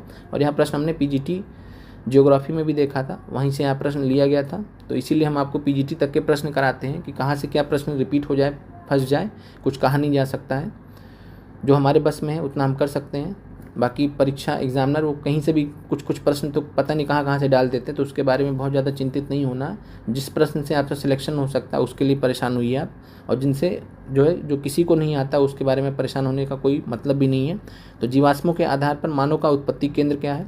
तो जीवाश्मों के आधार पर मानव का उत्पत्ति केंद्र अफ्रीका की रिफ्ट घाटी है। कल हमने अफ्रीका की रिफ्ट वैली के बारे में पढ़ा था, देखा था कि विश्व की सबसे लंबी रिफ्ट घाटी है ये। आगे बढ़ते हैं। बरौनी तेल शोधक संयंत्र बिहार के किस जिले में स्थित है? तो बरौनी तेल शोधक संयंत्र बिहार के बेगूसराय जिले में स्थित है, महत्वपूर्ण है। दोबारा भी पूछा जा सकता है, बार बार भी पूछा जा सकता है, क्योंकि बरौनी फेमस है इसके लिए। आगे बढ़ते हैं। टेहरी बांध परियोजना संबंधित है। तो टेहरी बांध परियोजना, इसके बारे में हमने आपसे एक क्लास भी लिया था, वहाँ पे भी हमने आपको समझाया था। तो टेहरी बांध परियोजना ये किससे संबंधित है? संभववादी विचारधारा से। किससे संबंधित है? संभववादी विचारधारा से। और अभी हम इस क्वेश्चंस को खत्म होने के बाद आपसे इस ऐसे प्रश्नों के बारे में हम डिटेल में बात करेंगे, तो परेशान होने वाली बात नहीं है। जिन लोगों ने अभी तक वो वीडियो नहीं देखा है तो हम अभी यहाँ फिर से समझा देंगे, पहले क्लास खत्म हो जाए, क्वेश्चन कंप्लीट हो जाए, फिर ऐसे प्रश्नों को हम दोबारा से समझा देंगे। अब आगे बढ़ते हैं। निम्नलिखित में से कौन सी उड़ीसा की स्थानांतरणशील कृषि है? तो स्थानांतरणशील कृषि की बात करें तो अभी हमने देखा था बेवर कहाँ पे है? तो मध्य प्रदेश में है। पोडू और पेंडा हमने आंध्र प्रदेश में देखा था, और चूंकि आंध्र प्रदेश से ही जुड़ा हुआ है, उड़ीसा भी जुड़ा हुआ है, तो आंध्र प्रदेश का जो एकदम उत्तरी भाग है और उड़ीसा का जो एकदम दक्षिणी भाग है, तो वहाँ पे पोडू की भी खेती होती है, तो एक ध्यान रखिएगा। और ये प्रश्न काफ़ी कन्फ्यूजिंग था, क्योंकि एनसीईआरटी में पोडू और पेंडा आंध्र प्रदेश से जीत दिया गया है, अभी हमने आपको दिखाया था, लेकिन बीपीएससी ने आंसर माना था पोडू। तो एक ही कारण है कि उड़ीसा का जो दक्षिणी क्षेत्र है और आंध्र प्रदेश का जो उत्तरी क्षेत्र है वो वहाँ पे पोडू की खेती होती है। क्योंकि ये राज्य के हिसाब से नाम नहीं होते हैं, ये भौगोलिक क्षेत्र के हिसाब से नाम होते हैं, स्थानीय नाम होते हैं। तो ट्राइब्स इधर भी हैं, ट्राइब्स उधर भी हैं, तो राज्य बदलने से उनको फ़र्क नहीं पड़ता, वो जो नाम है नाम तो वही रहता है। तो इसलिए उड़ीसा में स्थानांतरणशील कृषि का एक प्रकार है पोडू, ध्यान रखिएगा। बाकी पामाडाबी वगैरह वो आपको याद रखना, बरीगा, पामाडाबी, वो सब महत्वपूर्ण है उड़ीसा के लिए। बलूचिस्तान में चलवासी का तंबू कहलाता है। तो यह भी प्रश्न आपका पूछा गया है, बलूचिस्तान में चलवासी का तंबू कहलाता है, तो इसको किजिसी कहते हैं। तो ध्यान रखिएगा, फिर से भी प्रश्न पूछा जा सकता है। पीआरटी में पूछा गया, अगली बार 6 से 8 में पूछ लेगा, 9 से 10 में पूछ लेगा, तो ध्यान रखना है। बलूचिस्तान में चलवासी का तंबू को किजिसी कहते हैं। फिर आगे है, बिहार के किस जिले में रेशमी वस्त्र का उत्पादन होता है, सर्वाधिक होता है? तो हमने आपको जब 6 से 8 का ज्योग्राफी का प्रश्न कराया था अभी कुछ दिन पहले, 15 मार्च वाले का, तो वहाँ पे हमने यह प्रश्न आपको दिखाया था, आपसे बोला था कि पीआरटी में पूछा गया था। तो देख सकते हैं आप कि इधर से उधर प्रश्न घूमते रहते हैं, तो इसलिए आपको प्रीवियस ईयर क्वेश्चंस का नॉलेज होना बहुत जरूरी है। तो बिहार के किस जिले में रेशमी वस्त्र का उत्पादन सर्वाधिक होता है? तो आंसर है भागलपुर। बाकी जो हमने फसलों के संबंधित आपको शॉर्ट्स में बता दिया, तो जिन लोगों ने अभी तक शॉर्ट सेक्शन नहीं देखे हैं, चैनल पे जाके शॉर्ट सेक्शन जरूर देखें। लगभग 10-12 वीडियो आ चुके हैं, एपिसोड आ चुके हैं, और इधर आगे कुछ और एपिसोड और भी आएंगे, तो उनको जरूर देखें। वहाँ से भी आपको काफ़ी कुछ परीक्षा उपयोगी तथ्य मिल जाएंगे, महत्वपूर्ण है कि जैसे क्या क्या कौन कौन से जिले किस चीज़ में अग्रणी हैं उत्पादन में वगैरह, वो सब आपको वहाँ बताया गया है। आगे बढ़ते हैं। जनसंख्या घटने से मानव भूमि अनुपात। तो मानव भूमि अनुपात जनसंख्या घटने से बढ़ता है। तो जनसंख्या घटने से, जैसे एक क्षेत्र मान लीजिए, अब ये मानव भूमि अनुपात है, यहाँ पे पहले 100 लोग रह रहे थे, अब यहाँ से 50 लोग चले गए, या मान लीजिए 30 लोग चले गए बम्बई कमाने के लिए, तो बचे कितने? 70 बचे कितने? 70। तो यहाँ पे 100 लोग जब थे तो मानव भूमि अनुपात ज़्यादा रहा होगा, लेकिन जब 30 कम हो गया यानी 70 हो गए तो मानव भूमि अनुपात बढ़ गया होगा। यानी पहले मान लीजिए अगर 1 यूनिट अगर मिल रहा था जगह किसी को, पर यूनिट व्यक्ति में 1 मिल रहा था, तो इस समय हो सकता है 1.5 मिल जाए। तो ये चीज़ है। तो मानव भूमि अनुपात जनसंख्या घटने से क्या होगा? बढ़ेगा। तो आंसर है बढ़ेगा। आगे बढ़ते हैं। बाकी आपको भूगोल एनसीईआरटी में हमने जनसंख्या से रिलेटेड जो चैप्टर्स है वो आपको हमने पढ़ाए भी हैं, जैसे क्लास 8 में आपको दिया गया, तो सब आपको पढ़ाया गया है। तो भूगोल एनसीईआरटी की प्लेलिस्ट से जरूर देख लें उसको। फिर अब बिहार के किस जिले में मक्का का उत्पादन होता है? तो मक्का के उत्पादन की बात करें तो मक्का के उत्पादन में जब प्रश्न पूछा गया था, तो यहाँ पे चूँकि जो जिले दिए गए हैं उसके हिसाब से आपको यहाँ आंसर बताना है। तो जो जिले दिए गए थे उसके हिसाब से आंसर बताना था, यहाँ पे आंसर था मुजफ्फरपुर। आयोग ने आंसर माना था मुजफ्फरपुर, लेकिन अगर वैसे देखा जाए तो लेटेस्ट डाटा के हिसाब से हम आपको बता दे रहे हैं। और यहाँ पे हमने आपको शॉर्ट्स में बताया भी था कि धान चावल के मामले में रोहतास है, और बिहार इकोनॉमिक सर्वे 2023-24 के हिसाब से आपको देखना है तो रोहतास जो है पहले स्थान पर है। गेहूं में भी रोहतास पहले स्थान पर, मक्का में अररिया है। तो ध्यान रखिएगा, आपकी बार प्रश्न आएगा तो आपको अररिया विकल्प में दिया जाएगा, और वहाँ पे दिए गए विकल्पों में चुनना, तो तब मुजफ्फरपुर आंसर था। वैसे जो है पहले स्थान पर अररिया, मक्के में, दलहन में पटना है, गन्ने में पश्चिमी चंपारण है, केले में मधुबनी है। तो ये सब हमने डिस्कस किया था शॉर्ट्स में, आप एक बार जाके वहाँ से देख लीजिएगा। तो यहाँ पे आपको ध्यान रखना, मक्के में अररिया है आज के डेट में, और ये बिहार इकोनॉमिक सर्वे 2023-24 का लेटेस्ट डाटा है, उसके हिसाब से आपको बताया गया है। तो इस प्रश्न का आपको क्लियर हो गया होगा। काफ़ी सारे लोग परेशान थे कि मुजफ्फरपुर क्यों नहीं है, तो यहाँ पे दिए गए विकल्पों में बात करना है। अब यहाँ पे तो दिया गया नहीं विकल्प जो इस समय टॉप पर है, तो वो तो विकल्प में दिया नहीं गया, तो इसलिए यहाँ पे जो आपको आंसर मुजफ्फरपुर था। तो इस चीज़ को आप समझिए, विकल्प में दिए गए हिसाब से। कभी भी जब 5 विकल्प दिए होते हैं तो आपको अगर सर्वाधिक पूछ रहा है तो दिए गए विकल्पों में आपसे पूछ रहा होता है, ये नहीं पूछ रहा होता कि वास्तव में पहले नंबर पे कौन है। तो इस चीज़ को आपको ध्यान रखना। तो ऐसे केस में आपको जो दिए गए 3 विकल्प हैं, इन्हीं में से एक का चुनाव करना होता है। नन पे आपको नहीं जाना रहता, इनमें से कोई नहीं पे नहीं जाना होता है। ये चीज़ आपको क्लियर हो गई होगी। आगे बढ़ते हैं। चाप झील ऑक्सबो लेक पाई जाती है। तो चाप झील जो है नदी घाटियों में पाई जाती है, नदी घाटियों में पाई जाती है। उदाहरण जो है बिहार में कवर झील है। कवर झील जो है ऑक्सबो लेक या चाप झील का उदाहरण है। तो कवर झील, और कवर झील बिहार का पहला रामसर स्थल भी है, और रामसर स्थल कुल बिहार में 3 हो गए हैं। आगे बढ़ते हैं। बॉक्साइट का सर्वाधिक उत्पादक है। तो बॉक्साइट का सर्वाधिक उत्पादक है ऑस्ट्रेलिया। इसके अलावा ब्राज़ील का आपको ध्यान रखना, गन्ना के क्षेत्र में सबसे ज़्यादा है। इसके अलावा कॉफ़ी में ब्राज़ील सबसे आगे है। बाकी हम आपको एक लिस्ट दे देंगे विश्व स्तर पर कि कौन कौन से देश में जो है क्या क्या सबसे ज़्यादा होता है। जैसे चाइना है, चीन है, तो चीन में चावल की खेती सबसे ज़्यादा होती है, रेशम का सबसे ज़्यादा उत्पादन होता है। तो ये सब चीज़ आपको ध्यान रखना है। हम आपको एक लिस्ट दे देंगे, वहाँ से आपको क्लियरिटी हो जाएगी। आगे बढ़ते हैं। जनसंख्या में परिवर्तन के 3 मुख्य कारक कौन से हैं। तो ये भी आपका जो है ह्यूमन जियोग्राफी का जो पार्ट है, आपको क्लास 8 में भी दिया गया, क्लास 9, 10 में भी है। तो जनसंख्या में परिवर्तन के 3 मुख्य कारक, तो जन्म, मृत्यु और प्रवास। बहुत लोग विवाह को लेकर परेशान थे इस विकल्प में, तो विवाह भी प्रवास के अंतर्गत ही आता है। अगर कोई लड़की है, उसकी शादी हो गई, दूसरे जगह पे चली गई, तो वो जो है विवाह भी है, प्रवास के अंतर्गत ही आता है। उसका एक हिसाब से प्रवास हो गया है, तो प्रवास के अंतर्गत ही आता है। तो जनसंख्या में परिवर्तन 3 तरीके से हो सकते हैं, या तो जन्म हो या मृत्यु हो। मृत्यु होगी तो कम होंगे, जन्म होंगे तो बढ़ेंगे जनसंख्या। प्रवास होगा तो भी एक जगह का घटेगा, जहाँ पे प्रवास होकर पहुँचे वहाँ बढ़ जाएगा। तो जनसंख्या में परिवर्तन 3 तरीके से हो सकता है। आगे याद रखना, फिर से पूछा जा सकता है। और एनसीईआरटी में हमने जब आपको पढ़ाया था भूगोल में, तो ये आपको जो है जो टेक्स्ट क्वेश्चंस दिए रहते हैं कुछ आपको ऑब्जेक्टिव टाइप में, वहाँ से प्रश्न लिया गया था। हमने वहाँ बताया भी था, दिखाया भी था आपको। सुनहरा रेशा किससे अभिप्राय है। तो सुनहरा रेशा हम किसे बोलते हैं, तो पटसन को बोलते हैं, जिसको हम जूट बोलते हैं। तो जूट या पटसन को सुनहरा रेशा, गोल्डन फाइबर के नाम से जाना जाता है, गोल्डन फाइबर के नाम से जाना जाता है। और सुनहरा रेशा की बात करें तो भारत में जो है पश्चिम बंगाल नंबर 1 स्थान पर उत्पादन में, पश्चिम बंगाल नंबर 1 पर है। और बिहार में बात करें, बिहार जो है ध्यान रखना है कि बिहार का जो पूर्णिया जिला है वो सबसे ज़्यादा उत्पादन करता है जूट का या पटसन का। तो आपसे पूछा जा सकता है। आगे बढ़ते हैं। काले फेफड़े का रोग संबंधित है। तो काले फेफड़े का जो रोग होता है वो कोयला खनिकों से संबंधित होता है। जो कोयला की खदानों में काम करते हैं उनमें जो है गैसेस की वजह से, चूँकि कार्बन डाइऑक्साइड गैस और मीथेन गैस, ये सब गैस वहाँ पे निकलते रहते हैं, तो ये सब गैस नुकसान करते हैं। तो काले फेफड़े का रोग जो है कोयला खनिकों से संबंधित है। तेल स्लिक क्या है, तेल स्लिक, तो तेल स्लिक क्या होता है, जिसको हम ऑयल स्लिक बोलते हैं। तो ऑयल स्लिक तो ये होता है समुद्र की सतह पर तेल की पतली फिल्म। कई बार आपने न्यूज़ में सुना होगा कि तेल जो है रिस जाता है, लीकेज हो जाता है तेल का, और तेल जो है समुद्र की सतह पे आ जाता है, फिर उसकी सफाई करनी पड़ती है। अगर सफाई नहीं करेंगे तो जीव जंतुओं की जो है बहुत निगेटिव असर पड़ेगा। तो तेल स्लिक क्या होता है, समुद्र की सतह पर तेल की पतली फिल्म।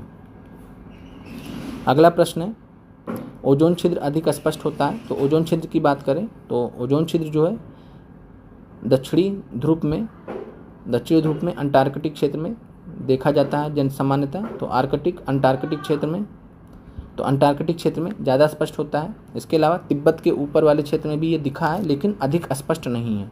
तो ओजोन छिद्र अधिक स्पष्ट कहाँ होता है, तो अंटार्कटिक वाले क्षेत्र में, भूमध्य रेखा पे नहीं, कर्क रेखा पे नहीं, मकर रेखा पे नहीं। तो आंसर हो जाएगा उपयुक्त में से कोई नहीं। और वैसे इसका आंसर है अंटार्कटिक, और अंटार्कटिक दक्षिणी ध्रुवीय क्षेत्र में स्थित है। तो ओजोन छिद्र जो है अधिक स्पष्ट कहाँ होगा, अंटार्कटिक क्षेत्र में या दक्षिणी ध्रुवीय क्षेत्र में। आगे बढ़ते हैं। सेल जिसमें जीवाश्म पाए जाते हैं कहलाते हैं। तो सेल जिसमें जीवाश्म पाए जाते हैं, तो ये आपका सिंपल सा प्रश्न एनसीईआरटी से लिया गया है। अवसादी सेल बोलते हैं, कई बार हमने डिस्कस किया। सेडिमेंट्री रॉक्स, सेडिमेंट्री रॉक्स, चाहे खनिज पूछे चाहे जीवाश्म पूछे एक ही बात है। तो खनिज जीवाश्म भी अवसादी सेल में पाए जाते हैं। कांतित सेल हमने बात किया था कि आग्नेय सेल और अवसादी सेल टूट के जो है कांतित सेल का निर्माण करते हैं। कांतित सेल का हमने आपको उदाहरण दिया था, संगमरमर कांतित सेल का उदाहरण है, संगमरमर कांतित सेल का उदाहरण है। इसके अलावा हमने और भी उदाहरण आपको दिए थे। आग्नेय सेल ध्यान रखिएगा जीवाश्म रहित होता है। अगर आपसे प्रश्न पूछे जीवाश्म रहित कौन सा होता है तो आग्नेय सेल, जीवाश्म रहित कौन सा होता है तो आग्नेय सेल होता है। और आग्नेय सेल का निर्माण कैसे होता है तो मैग्मा कई बार पृथ्वी की परतों के अंदर ठंडा हो जाता है तो भी आग्नेय सेल का निर्माण होता है। और कई बार पृथ्वी से बाहर लावा के रूप में आ जाता है, फिर वो ठंडा होता है, तो वो भी आग्नेय। दो प्रकार के आग्नेय सेल की हमने बात की थी एनसीईआरटी क्लास में, आपको याद आया होगा। तो वहाँ से आप जो है, और हमेशा ध्यान रखिए कि प्रश्न आपको एनसीईआरटी से रिलेट करके पूछा जाता है। जो आप कर सकते हैं परीक्षा में, जो आप प्रश्न कर सकते हैं वो एनसीईआरटी एकमात्र सोर्स है। बाकी जो है अदर सोर्सेज से प्रश्न आने की संभावना बहुत कम होती है लेकिन कम होती है। तो एनसीईआरटी पे आपको बहुत अच्छे से कमांड करना। साथ में जो आपको स्टैटिक जीके की क्लासेस दी जा रही हैं, जीएस की क्लासेस दी जा रही हैं, उनको भी जरूर कवर करें, उससे आपका फ़ायदा होने वाला। फिर आते हैं कौन सा राज्य सर्वाधिक बाजरा उत्पादित करता है। तो बाजरे में बात करें तो राजस्थान नंबर 1 पर है, अभी भी नंबर 1 पर है, तो ध्यान रखिएगा। तो राजस्थान बाजरे के मामले में नंबर 1 पर है। ये मोटे अनाज के कैटेगरी में आते हैं जिनको हम मिलेट्स बोलते हैं। और इंटरनेशनल ईयर ऑफ 2023 को मिलेट वर्ष घोषित किया गया था। 2024 को कैमलिट वर्ष घोषित किया गया, इंटरनेशनल ईयर ऑफ कैमलिट्स। जो कैमल्स की प्रजातियाँ पाई जाती हैं, ऊँटों की प्रजातियाँ पाई जाती हैं, उनके लिए है ये। तो 2024 कैमलिट्स के लिए घोषित किया गया यूनाइटेड नेशंस के द्वारा। 2023 का जो घोषित किया गया था मिलेट्स के लिए था, मोटे अनाजों के लिए। इसमें बाजरा, रागी और ज्वार आते हैं। तो रागी का देख लेते हैं। रागी, अगर रागी का आपसे पूछेगा कौन सा राज्य सर्वाधिक रागी उत्पादित करता है तो कर्नाटक आपका आंसर है। कर्नाटक सबसे ज़्यादा रागी का उत्पादन करता है। इसके अलावा अगर आपसे पूछे ज्वार, 3 ही है तो 3 आपसे पूछा जा सकता है। तो ज्वार के मामले में महाराष्ट्र नंबर 1 पर है। तो आप ध्यान रखिएगा, रागी में कर्नाटक नंबर 1 पर, ज्वार में महाराष्ट्र नंबर 1 पर है, राजस्थान बाजरे में नंबर 1 पर है। प्रश्न है बिहार सौर ऊर्जा सिंचाई योजना निम्नलिखित में से किस वर्ष आरंभ की गई थी। तो बिहार सौर ऊर्जा सिंचाई योजना, ये 15 मार्च वाले प्रश्न आपके सामने भूगोल के, तो ये बिहार से पूछा गया था। तो बिहार सौर ऊर्जा सिंचाई योजना जो है इसको बिहार सौर क्रांति सिंचाई योजना भी कहते हैं। तो ऊर्जा की जगह पे आप क्रांति भी समझ सकते हैं। और बिहार सौर ऊर्जा सिंचाई योजना से एग्जैक्टली कोई योजना मतलब जो दिखती है वो आप गूगल भी करेंगे तो बिहार सौर क्रांति सिंचाई योजना दिखती है। और ये सबसे पहले 2008 में स्टार्ट किया गया था। 2012 में भी आप पढ़ते हैं लेकिन इसी का एक्सटेंडेड भाग था। लेकिन सबसे पहले कब स्टार्ट किया गया था तो 2008 में। तो इसलिए आपका यहाँ पे आंसर माना जाएगा 2008। और चूंकि 2012 विकल्प में दिया भी नहीं गया तो इसलिए हम उसके बारे में सोचना भी नहीं है। और चूंकि 2008 में स्टार्ट किया गया था और कई सारे लोग को 2012 को लेकर कन्फ्यूजन है, तो 2008 में भी स्टार्ट किया गया था, तो ये ध्यान रखिएगा। और ये बिहार सौर क्रांति जो है सिंचाई योजना का पार्ट है, तो ये ध्यान रखिएगा। बिहार सौर क्रांति सिंचाई योजना का भाग है, 2008 इसका आंसर माना जाएगा। आगे बढ़ते हैं। ब्रॉड गेज रेलवे लाइन की साइज़ होती है, तो ब्रॉड गेज रेलवे लाइन की साइज़ होती है 1676 mm होती है। ऐसे याद कर लीजिए, प्रश्न पूछा गया था। फिर अब भूकंप की तीव्रता का मापन किस मशीन द्वारा होता है। तो भूकंप की तीव्रता का मापन सिस्मोग्राफ द्वारा होता है। एनसीईआरटी से प्रश्न लिया गया है। आगे बढ़ते हैं। बाकी आप कमेंट करके बताइए बैरोमीटर और मैनोमीटर से क्या मापा जाता है। वायु में ऑक्सीजन का प्रतिशत है, तो वायु में ऑक्सीजन का प्रतिशत 21% है। 0.04% की बात करेंगे तो कार्बन डाइऑक्साइड है। 0.93 की बात करेंगे तो जो है आर्गन है। इसके अलावा सबसे ज़्यादा 78% नाइट्रोजन पाया जाता है, N2 गैस पाई जाती है। तो ऑक्सीजन का प्रतिशत 21% हो गया। फिर है प्रश्न वायुमंडल की किस परत में हवाई जहाज उड़ता है। तो वायुमंडल की किस परत में हवाई जहाज उड़ता है तो समताप मंडल में उड़ता है। मध्य मंडल सबसे ठंडा मंडल होता है, -80 डिग्री सेल्सियस तक टेम्परेचर यहाँ पे होता है। बाकी हमने डिटेल में एनसीईआरटी क्लासेस में आपसे बात भी किया था। आगे बढ़ते हैं। पर्यावरण के लिए किससे खतरा है। तो पादप वृद्धि से, फसल वृद्धि से, जनसंख्या वृद्धि से। तो आसान प्रश्न है। जनसंख्या वृद्धि से पर्यावरण को खतरा हो सकता है। जनसंख्या बढ़ती जाएगी, पर्यावरण पर लोड बढ़ता जाएगा। फिर सहारा किस प्रकार का रेगिस्तान है। तो सहारा की बात करें तो सबसे बड़ा गर्म रेगिस्तान है। हमने कल भी बात किया था। तो सबसे बड़ा गर्म रेगिस्तान है विश्व का, और ये अफ्रीका महाद्वीप में स्थित है। आगे बढ़ते हैं। गंगा नदी के तट पर स्थित शहर है। तो आसान प्रश्न है, तो प्रयागराज हो जाएगा। बाकी जितने भी महत्वपूर्ण शहर जो है तट पर स्थित शहर है, वो आपको एक क्लास में बता दिया जाएगा, इस पे इंक्लूडिंग बिहार को भी। तो बिहार के भी जो शहर इस पे स्थित है तो उनको बारे में भी बात कर लीजिएगा। जैसे बिहार का भागलपुर भी गंगा के किनारे स्थित है, हो सकता है कई लोगों को ना पता हो, तो बिहार का भागलपुर भी गंगा नदी के किनारे स्थित है। भोपाल ध्यान रखिए, भोपाल किसी नदी के किनारे स्थित नहीं है। ये भी प्रश्न आपसे पूछा गया कि निम्नलिखित में से कौन सा नदी तट पर स्थित नहीं, तो आंसर वहाँ भोपाल था। तो भोपाल किसी नदी तट पर स्थित नहीं। कोलकाता हुगली नदी पर स्थित है, हुगली नदी के तट पर स्थित है। और हुगली को क्या है, तो गंगा नदी की वितरिका है, गंगा नदी की वितरिका है। वितरिका मतलब गंगा नदी से अलग हो गई है, बट गई है। और गंगा नदी की वितरिका नदी हुगली नदी, और हुगली नदी पर कोलकाता स्थित है। हालांकि एनसीईआरटी में आपको गलत दिया गया, तो आप वहाँ से सही कर लीजिएगा। आपको एनसीईआरटी में लखनऊ और कोलकाता भी गंगा नदी के तट पर जोड़ दिया गया, लेकिन लखनऊ गोमती नदी पर है। हम यहाँ गोमती नदी के किनारे बैठे आपकी क्लास ले रहे हैं, तो लखनऊ गोमती, तो लखनऊ जो है गोमती नदी के किनारे स्थित है, तो आप ध्यान रखिएगा। और कोलकाता हुगली नदी। आगे बढ़ते हैं।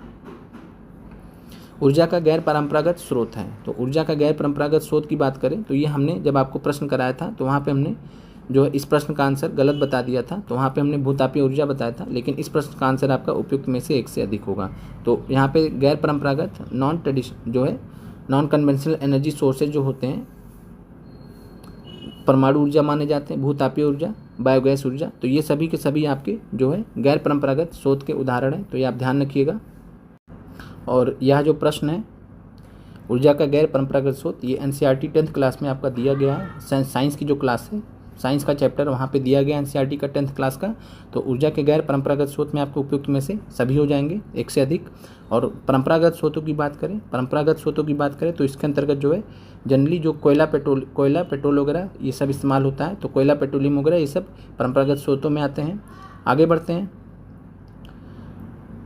जनसंख्या घट जाएगी यदि, तो जनसंख्या कब घटेगी, तो जनसंख्या तब घटेगी जब जन्म दर कम हो जाए। जन्म दर यानी कम बच्चे पैदा हों और फिर मृत्यु दर अधिक हो, यानी ज़्यादा मौतें हों। तो जन्म दर अगर कम होगा और मृत्यु दर अगर अधिक होगा तो उस केस में जनसंख्या घट जाएगी। जन्म दर और मृत्यु दर समान हो तो जनसंख्या स्थिर रहेगी। जन्म दर अधिक हो, अगर जन्म दर अधिक होगा मृत्यु दर कम होगी तो जनसंख्या बढ़ जाएगी। तो अगर पूछता जनसंख्या कब बढ़ जाएगी तो आंसर सी होता है। जनसंख्या घट जाएगी कब होगा, जनसंख्या घट जाएगी तो जन्म दर जब कम होगा मृत्यु दर अधिक होगा। आसान प्रश्न था, थोड़ा सा बस आपको सोचना था इस प्रश्न के बारे में। निम्नलिखित में से भारत में कौन सा स्थान जैव विविधता हॉटस्पॉट है, तो भारत में कुल 4 स्थान है जैव विविधता हॉटस्पॉट के, पहले भी आपसे डिस्कस किया जा चुका है। तो पश्चिमी घाट यहाँ पे जैव विविधता हॉटस्पॉट में आता है। आगे बढ़ते हैं। भारत में प्रवाल भित्तियाँ पाई जाती हैं, तो ध्यान रखिए भारत में प्रवाल भित्तियाँ अंडमान और निकोबार द्वीप समूह में पाई जाती है। इसके अलावा लक्षद्वीप में भी पाई जाती हैं। लक्षद्वीप पूरा प्रवाल भित्तियों पर स्थित है, कोरल लीफ्स पर स्थित है, तो ध्यान रखना आपको। आगे बढ़ते हैं। कौन सा देश प्रतिवर्ष स्वदेशी लोगों के लिए फ्रीलैंड कैंप आयोजित करता है, तो ये प्रश्न दोबारा भी पूछा जा सकता है क्योंकि हर साल ही होता है। तो प्रतिवर्ष स्वदेशी लोगों के लिए फ्रीलैंड कैंप ब्राज़ील आयोजित करता है। महत्वपूर्ण प्रश्न है, ध्यान रखना है। स्वदेशी लोग मतलब जो वहाँ के ट्रेडिशनल लोग हैं, जनजाति लोग हैं, उनके लिए। फिर निम्नलिखित में से कौन सा बृहद ग्रह नहीं है, तो बृहद ग्रह नहीं है, तो हमने आपसे पहले भी एनसीईआरटी क्लासेस में डिस्कस किया है। तो बृहद ग्रह में जो है बृहस्पति के बाद जो 4 हैं, तो बृहस्पति, शनि, नेपच्यून और यूरेनस, ये जो है चारों बृहद ग्रह में आते हैं। बाकी पृथ्वी, मंगल, शुक्र, बुध ये आपके जो है आंतरिक ग्रह में आते हैं। तो मंगल ग्रह जो है बृहद ग्रह नहीं है, तो पूछा है बृहद ग्रह नहीं है, तो आंसर हो जाएगा मंगल। आगे बढ़ते हैं। बिहार के किस जिले में धान का उत्पादन सर्वाधिक होता है, तो आंसर रोहतास है। और ऐसे प्रश्न को हमने आपको सारा लिस्ट दे दिया, फिर से बता दे रहे, शॉर्ट सेक्शन जरूर देख लीजिएगा। जो 1-1 मिनट के शॉर्ट्स वीडियोस होते हैं, आप जो है पहले प्लेलिस्ट भी बनाई गई है, साथ में आप जो है वैसे भी देख सकते हैं, जाके शॉर्ट सेक्शन में भी जाके देख सकते हैं। वहाँ पे महत्वपूर्ण चीज़ें हिस्ट्री से रिलेटेड, ज्योग्राफी से रिलेटेड, पॉलिटी से रिलेटेड दी गई हैं, और धीरे धीरे उसमें और क्लासेस ऐड होंगी 1-1 मिनट की। तो बिहार के किस जिले में धान का उत्पादन सर्वाधिक है, तो रोहतास आंसर है। आगे बढ़ते हैं। पर्वत शिखर पर मिलने वाली चट्टानी सतह कहलाती है, तो पर्वत शिखर पर मिलने वाली चट्टानी सतह को हम फैल्सन कहते हैं। और यह प्रश्न पीजीटी ज्योग्राफी से रिपीट था। तो पीजीटी जो 15 मार्च का पेपर था पीआरटी का, उसमें पीजीटी ज्योग्राफी का टीआरई 2 से लगभग 10-11 प्रश्न रिपीट हुए थे। तो ये आपको जो है इसलिए हमने ये पेपर आपको स्पेशली सॉल्व भी कराया था। तो पर्वत शिखर पर मिलने वाली चट्टानी सतह को हम फैल्सन कहते हैं। लैंडशाफ्ट विचारधारा किस स्कूल से संबंधित है, तो ये भी प्रश्न रिपीट था, वहीं से जर्मन स्कूल। सोन नदी का उत्पत्ति स्थल अमरकंटक कहाँ स्थित है, तो यह मैकाल श्रेणी में स्थित है, और यह भी प्रश्न रिपीट था। इन सब प्रश्नों के बारे में हमने ऑलरेडी डिस्कस किया है। फिर मध्य प्रदेश का लगभग कितना प्रतिशत क्षेत्रफल कृषि योग्य है, तो लगभग 49 दशमलव कुछ प्रतिशत है, तो लगभग पूछा गया है, तो लगभग में हम 50% आंसर मान लेते हैं। यह आंसर आपका 50% ही आयोग भी मानेगा क्योंकि लगभग पूछा गया है। पर्यावरण प्रदूषण ने जन्म दिया, तो पर्यावरण प्रदूषण ने जन्म दिया, तो यहाँ पे आंसर उपयुक्त में से 1 से अधिक है। अभी हम चर्चा कर ले रहे हैं लास्ट में ऐसे प्रश्नों के बारे में, तो पर्यावरण प्रदूषण ने जन्म दिया तो आंसर हो जाएगा उपयुक्त में से 1 से अधिक। क्यों ऐसा होगा, तो अभी हम उसके बारे में भी डिस्कस करते हैं। एक साथ ही ऐसे प्रश्नों को देख लेंगे। बिहार के किस जिले में गेहूँ का उत्पादन सर्वाधिक होता है, तो धान गेहूँ दोनों में ही रोहतास नंबर 1 पर है। भ्रंश स्कार्प क्या होता है, तो भ्रंश स्कार्प क्या होता है, तो ये होता है, तो भ्रंश स्कार्प जो होता है वो विवर्तनिक होता है, टेक्टोनिक होता है। जो टेक्टोनिक प्लेट्स होते हैं विवर्तनिकी जिसको बोलते हैं, तो टेक्टोनिक प्लेट्स की गतिविधि से संबंधित होता है भ्रंश स्कार्प। जैसे भ्रंश घाटी होती है, भ्रंश घाटी जैसे अफ्रीका की रिफ्ट वैली भ्रंश घाटी का उदाहरण है, नर्मदा भ्रंश घाटी में बहती है, तो ये सब विवर्तनिकी से जुड़े होते हैं। तो जो भ्रंश स्कार्प होता है वो विवर्तनिक होता है। आगे बढ़ते हैं। बिहार के किस जिले में चीनी का उत्पादन सर्वाधिक होता है, तो बिहार के किस जिले में चीनी का उत्पादन सर्वाधिक होता है, तो आंसर है पश्चिमी चंपारण। गन्ने में भी पश्चिमी चंपारण नंबर 1 पर है। तो अब यहाँ पे आपके सवाल समाप्त होते हैं। अब आते हैं हम समझते हैं कॉन्सेप्ट्स को, और जिन कॉन्सेप्ट्स पे आपको प्रश्न भी पूछे गए हैं। तो पहला प्रश्न है मत्स्य कृषि सूचक है, तो मत्स्य कृषि सूचक है, तो मत्स्य कृषि संभववाद का सूचक होता है। और संभववाद को हम पहले समझ लेते हैं क्या। तो संभववाद इस धारणा पर आधारित है कि पर्यावरण कुछ बाधाएं या सीमाएं निर्धारित करती है, लेकिन यह संस्कृति या सामाजिक परिस्थितियों से निर्धारित होती हैं। यह दृष्टिकोण कहता है कि प्रकृति संभावनाएं प्रदान करती है, मनुष्य अपनी संस्कृति, परंपरा और सामाजिक आर्थिक विकास के स्तर के अनुसार उनका उपयोग करता है। तो यहीं पे आपका संभववाद का जो है कॉन्सेप्ट छिपा हुआ है। तो संभववाद क्या कहता है, संभववाद कहता है कि प्रकृति ने आपको नदी दिया है, प्रकृति ने आपको नदी दिया है, प्रकृति ने आपको जो है समुद्र दिए हैं, महासागर दिए हैं, प्रकृति ने आपको प्राकृतिक चीज़ें दी हैं। आप अपनी संस्कृति का, परंपराओं का और सामाजिक आर्थिक विकास आपने जो किया है, टेक्नोलॉजी का जो प्रयोग किया है, टेक्नोलॉजी का जो डेवलपमेंट किया है, उसके स्तर के हिसाब से उनका आप उपयोग कीजिए। तो उसके स्तर के हिसाब से आप उनका उपयोग कीजिए, टेक्नोलॉजी का प्रयोग कीजिए, सामाजिक इकोनॉमिक जो डेवलपमेंट आपका हो उसका प्रयोग कीजिए, संस्कृति का प्रयोग कीजिए, परंपराओं का प्रयोग कीजिए, और इसके हिसाब से जो आप चीज़ें बनाएंगे उस पर किसका कॉन्सेप्ट लगेगा, संभववाद का। अब आते हैं प्रश्न पे, मत्स्य कृषि। अब आप बताइए मत्स्य जो मछलियाँ वैसे पाई कहाँ जाती हैं, तो आप कहेंगे नदी में हो सकता है, तालाब में हो सकता है। नदी तो ऐसे बहती है तो वहाँ पे ठीक है, तो नदी हो गया, तालाब हो गया, समुद्र हो गया, यहाँ पे मछलियाँ पाई जाती हैं। लेकिन मत्स्य कृषि यहाँ पे बोला गया है, तो मत्स्य कृषि में हम क्या करते हैं, इंसान ने क्या किया, टेक्नोलॉजी का प्रयोग करते हुए मत्स्य कृषि को बढ़ावा दिया है। तो यानी अपने सोशियो इकोनॉमिक डेवलपमेंट का, सामाजिक आर्थिक विकास का, सोशियो इकोनॉमिक डेवलपमेंट का फ़ायदा उठाते हुए इंसान ने, मानव ने सामाजिक आर्थिक विकास का फ़ायदा उठाते हुए मत्स्य कृषि को बढ़ावा दिया है। और मत्स्य कृषि के माध्यम से, पिसी कल्चर के माध्यम से जो है जो इंसान की डिमांड है उसको पूरा किया है। तो इस प्रकार जो है मत्स्य कृषि किसका सूचक है, संभववाद का, पॉसिबिलिज्म का। यानी इंसान ने करके दिखाया है, प्रकृति ने हमें चीज़ें दी थी, प्रकृति ने हमें पहले से दी थी, प्रदान की थी, हमने उसका इस्तेमाल करते हुए अपने लिए बढ़ा लिया है। तो संभववाद का उदाहरण है मत्स्य कृषि। तो आपको ये प्रश्न समझ में आया होगा सभी को। तो प्रकृति जो है हमने ये सब चीज़ें प्रदान किया है, मनुष्य अपनी संस्कृति, परंपरा और सामाजिक आर्थिक का विकास का उपयोग करके उनका उपयोग करता है। तो सामाजिक आर्थिक विकास का उपयोग करके हमने मत्स्य कृषि को जो है पॉपुलर किया है और उसी से हम फ़ायदा उठा रहे हैं, खा पी रहे हैं बढ़िया। तो ये चीज़ हो गया। टेहरी बांध परियोजना संबंधित है, तो टेहरी बांध परियोजना फिर से यही प्रश्न आ गया, उसी कॉन्सेप्ट को लगाइए कि प्रकृति ने हमें क्या दिया, तो प्रकृति ने हमें नदी दिया है। नदी बह रही है, भिलांगना नदी पर स्थित है, भिलांगना और अलकनंदा नदी पर, या गंगा नदी भी बोलते हैं, तो अलकनंदा नदी और भिलांगना नदी के संगम पर स्थित है टेहरी बांध परियोजना है। तो टेहरी बांध परियोजना में नदी दिया गया, नदी प्रकृति ने हमें दिया था, हमने कर दिखाया है। क्या कर दिखाया, बांध बना दिया इस पर। तो टेहरी बांध बना के हमने जो है कर दिखाया है, संभववादी विचारधारा में आंसर हो जाएगा। तो आपको ये भी प्रश्न समझ में आ गया होगा कि प्रकृति ने हमें नदी दिया था और हमने सोशियो इकोनॉमिक डेवलपमेंट का फ़ायदा उठाते हुए संभववादी विचारधारा से टेहरी बांध बना लिया। तो टेहरी बांध परियोजना सिर्फ इतना ही, टेहरी बांध परियोजना ही ध्यान रखिएगा, टेहरी बांध परियोजना किससे संबंधित है, संभववादी विचारधारा से। आगे बढ़ते हैं। अब आगे बढ़ने से पहले आपको हम कुछ उदाहरण और दे देते हैं। जैसे अटल सेतु बना, अटल टनल बना है, तो अटल टनल से भी आपसे प्रश्न पूछा गया था, तो आपसे पूछा जा सकता है। तो अटल टनल भी जो है संभववाद का उदाहरण है, मानव ने कर दिखाया है। फिर अटल सेतु बना है अभी, जिसके बारे में हमने आपको प्रश्न दिया था, बम्बई में बना है, समुद्र के ऊपर से बनाया गया। अब समुद्र के ऊपर से पुल बनाया गया, लंबा चौड़ा पुल बनाया गया और भारत का सबसे लंबा पुल भी है, जिसके बारे में हमने आपको करंट अफेयर्स दिया था, सवाल दिया था क्विज में। तो अटल सेतु की बात करें तो अटल सेतु भी जो है ये संभववाद का उदाहरण है। समुद्र के ऊपर से पुल आसान नहीं होता बनाना, तो अटल सेतु भी संभववाद का उदाहरण है। तो प्रकृति ने हमें समुद्र दिया, हमने समुद्र के ऊपर पुल बना लिया अपने काम के लिए। तो इस प्रकार आप संभववाद को समझ गए होंगे, संभववादी विचारधारा को समझ गए होंगे। आगे बढ़ते हैं। फिर है नियतिवाद है। तो नियतिवाद क्या है?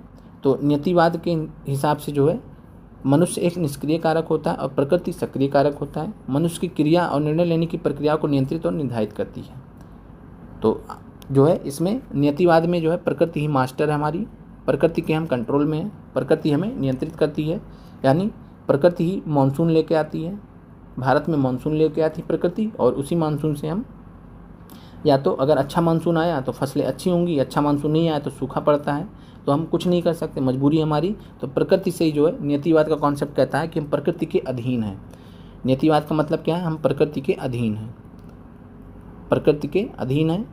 और जब हम प्रकृति के अधीन हैं तो हमें उसके हिसाब से चलना पड़ेगा। ऐसे ही जब चक्रवात आते हैं तो जो कोरोमंडल तट है भारत का, कोरोमंडल तट है, कोरोमंडल तट जो है स्पेशली तमिलनाडु और आंध्र प्रदेश का, तो बहुत तगड़े से प्रभावित होता है। लेकिन इंसान अगर इतना ही टेक्नोलॉजी डेवलपमेंट किया तो क्यों नहीं कर लेता है, लेकिन मजबूर है, क्योंकि चक्रवात, कोरोमंडल ये सब जो है प्रकृति का बहुत ही उग्र रूप है और इसको हम नहीं कंट्रोल कर सकते। तो इस प्रकार जो है प्रकृति जो है हमारे निर्णय लेने की प्रक्रिया को नियंत्रित और निर्धारित कर रही है यहाँ पे। तो चक्रवात और मानसून हमने आपको दो उदाहरण बताया नियतिवाद का, कि जो है चक्रवात आता है तो हम कुछ नहीं कर सकते, क्योंकि नियतिवाद के अंतर्गत हम घिरे हुए हैं, फंसे हुए हैं और उससे हम पार नहीं पा सकते। तो नियतिवाद में है कि प्रकृति के अधीन है। तो नियतिवाद आपको समझ में आ गया होगा। आगे बढ़ते हैं। नवनियतिवाद क्या होता है? तो नवनियतिवाद, ध्यान रखिएगा, नवनियतिवाद की बात करें तो आज के ज़माने में जब पर्यावरण से रिलेटेड है ये, तो जब जहाँ पे पर्यावरण की बात आएगी तो वहाँ पे नवनियतिवाद को लगाया जाता है। समझते हैं इसको क्या है? तो नवनियतिवाद एक दार्शनिक अवधारणा है जो पर्यावरणीय नियतिवाद की प्रतिक्रिया से उभरी हुई है। तो प्रतिक्रिया से उभरी है, तो पर्यावरणीय नियतिवाद की प्रतिक्रिया से उभरी है। और पर्यावरणीय नियतिवाद क्या हो गया? तो पर्यावरणीय नियतिवाद जो है, नियतिवाद को जब हम पर्यावरण के रिस्पेक्ट में समझेंगे कि पर्यावरण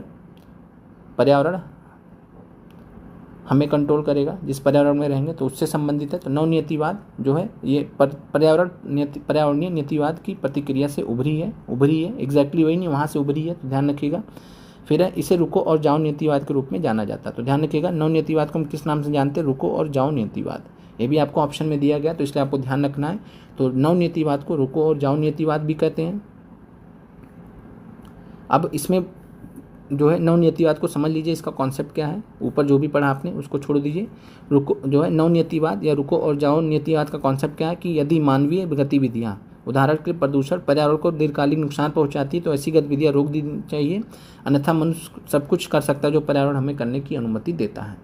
तो एक चीज़ ध्यान रखिएगा कि जो है नवनियतिवाद या रुको और जाओ नियतिवाद क्या कहता है कि अगर मानवीय गतिविधियाँ पर्यावरण को नुकसान पहुँचा रही हैं तो हमें ऐसी गतिविधियाँ रोक देनी चाहिए, नहीं तो फिर हम क्या कर जाएंगे हमें खुद ही नहीं पता है, इतना बड़ा नुकसान कर जाएंगे। तो ये चीज़ है आपको। तो आपको नवनियतिवाद और रुको और जाओ नियतिवाद एक ही चीज़ है, दोनों समझ में आया होगा। और रुको का मतलब क्या है कि रुको, एनालिसिस करो, सोचो आप गलत कर रहे हैं, गलत करें तो आप कदम उठाओ, फिर उसके बाद जाओ और अच्छे कदम उठाओ जिससे कम उन चीज़ों को कंट्रोल कर सकें। तो ये रुको और जाओ नियतिवाद है। और नियतिवाद शब्द यहाँ क्यों लगा? क्योंकि प्रकृति के हम फाइनली अधीन हैं, तो इसलिए हमें प्रकृति के बहुत आगे नहीं चले जाना है कि प्रकृति के विरोध में हम काम किए जा रहे हैं, तो इसलिए यहाँ पे नियतिवाद शब्द का प्रयोग किया गया है। कॉन्सेप्ट आपको समझ में आ गया होगा नवनियतिवाद का और रुको और जाओ नवनियतिवाद का। अब आगे बढ़ते हैं। और इसको जो ग्रिफिथ टेलर करके थे, तो ऑस्ट्रेलियाई भूगोलवेत्ता थे, उन्होंने इसको दिया था। पर्यावरण प्रदूषण ने जन्म दिया है। प्रश्न क्या है? पर्यावरण प्रदूषण ने जन्म दिया है। तो पर्यावरण प्रदूषण की बात करें तो पर्यावरण प्रदूषण ने नवनियतिवाद को जन्म दिया। अभी हमने ऑप्शन में देखा था। तो पर्यावरण प्रदूषण ने किसको जन्म दिया? नवनियतिवाद को। तो नवनियतिवाद के हिसाब से क्या माना जाएगा कि पर्यावरण प्रदूषण हम कर रहे हैं, बहुत ज़्यादा कर रहे हैं, इससे पर्यावरण पर विपरीत प्रभाव पड़ रहा है। समय रहते हुए हमें सचेत हो जाना चाहिए, हमें कदम उठाने चाहिए जिससे हम पर्यावरण प्रदूषण को कम कर सकें, रोक सकें। तो इस प्रकार नवनियतिवाद के अंतर्गत पर्यावरण प्रदूषण आ जाएगा। और ये आपके क्लियर हो गया होगा।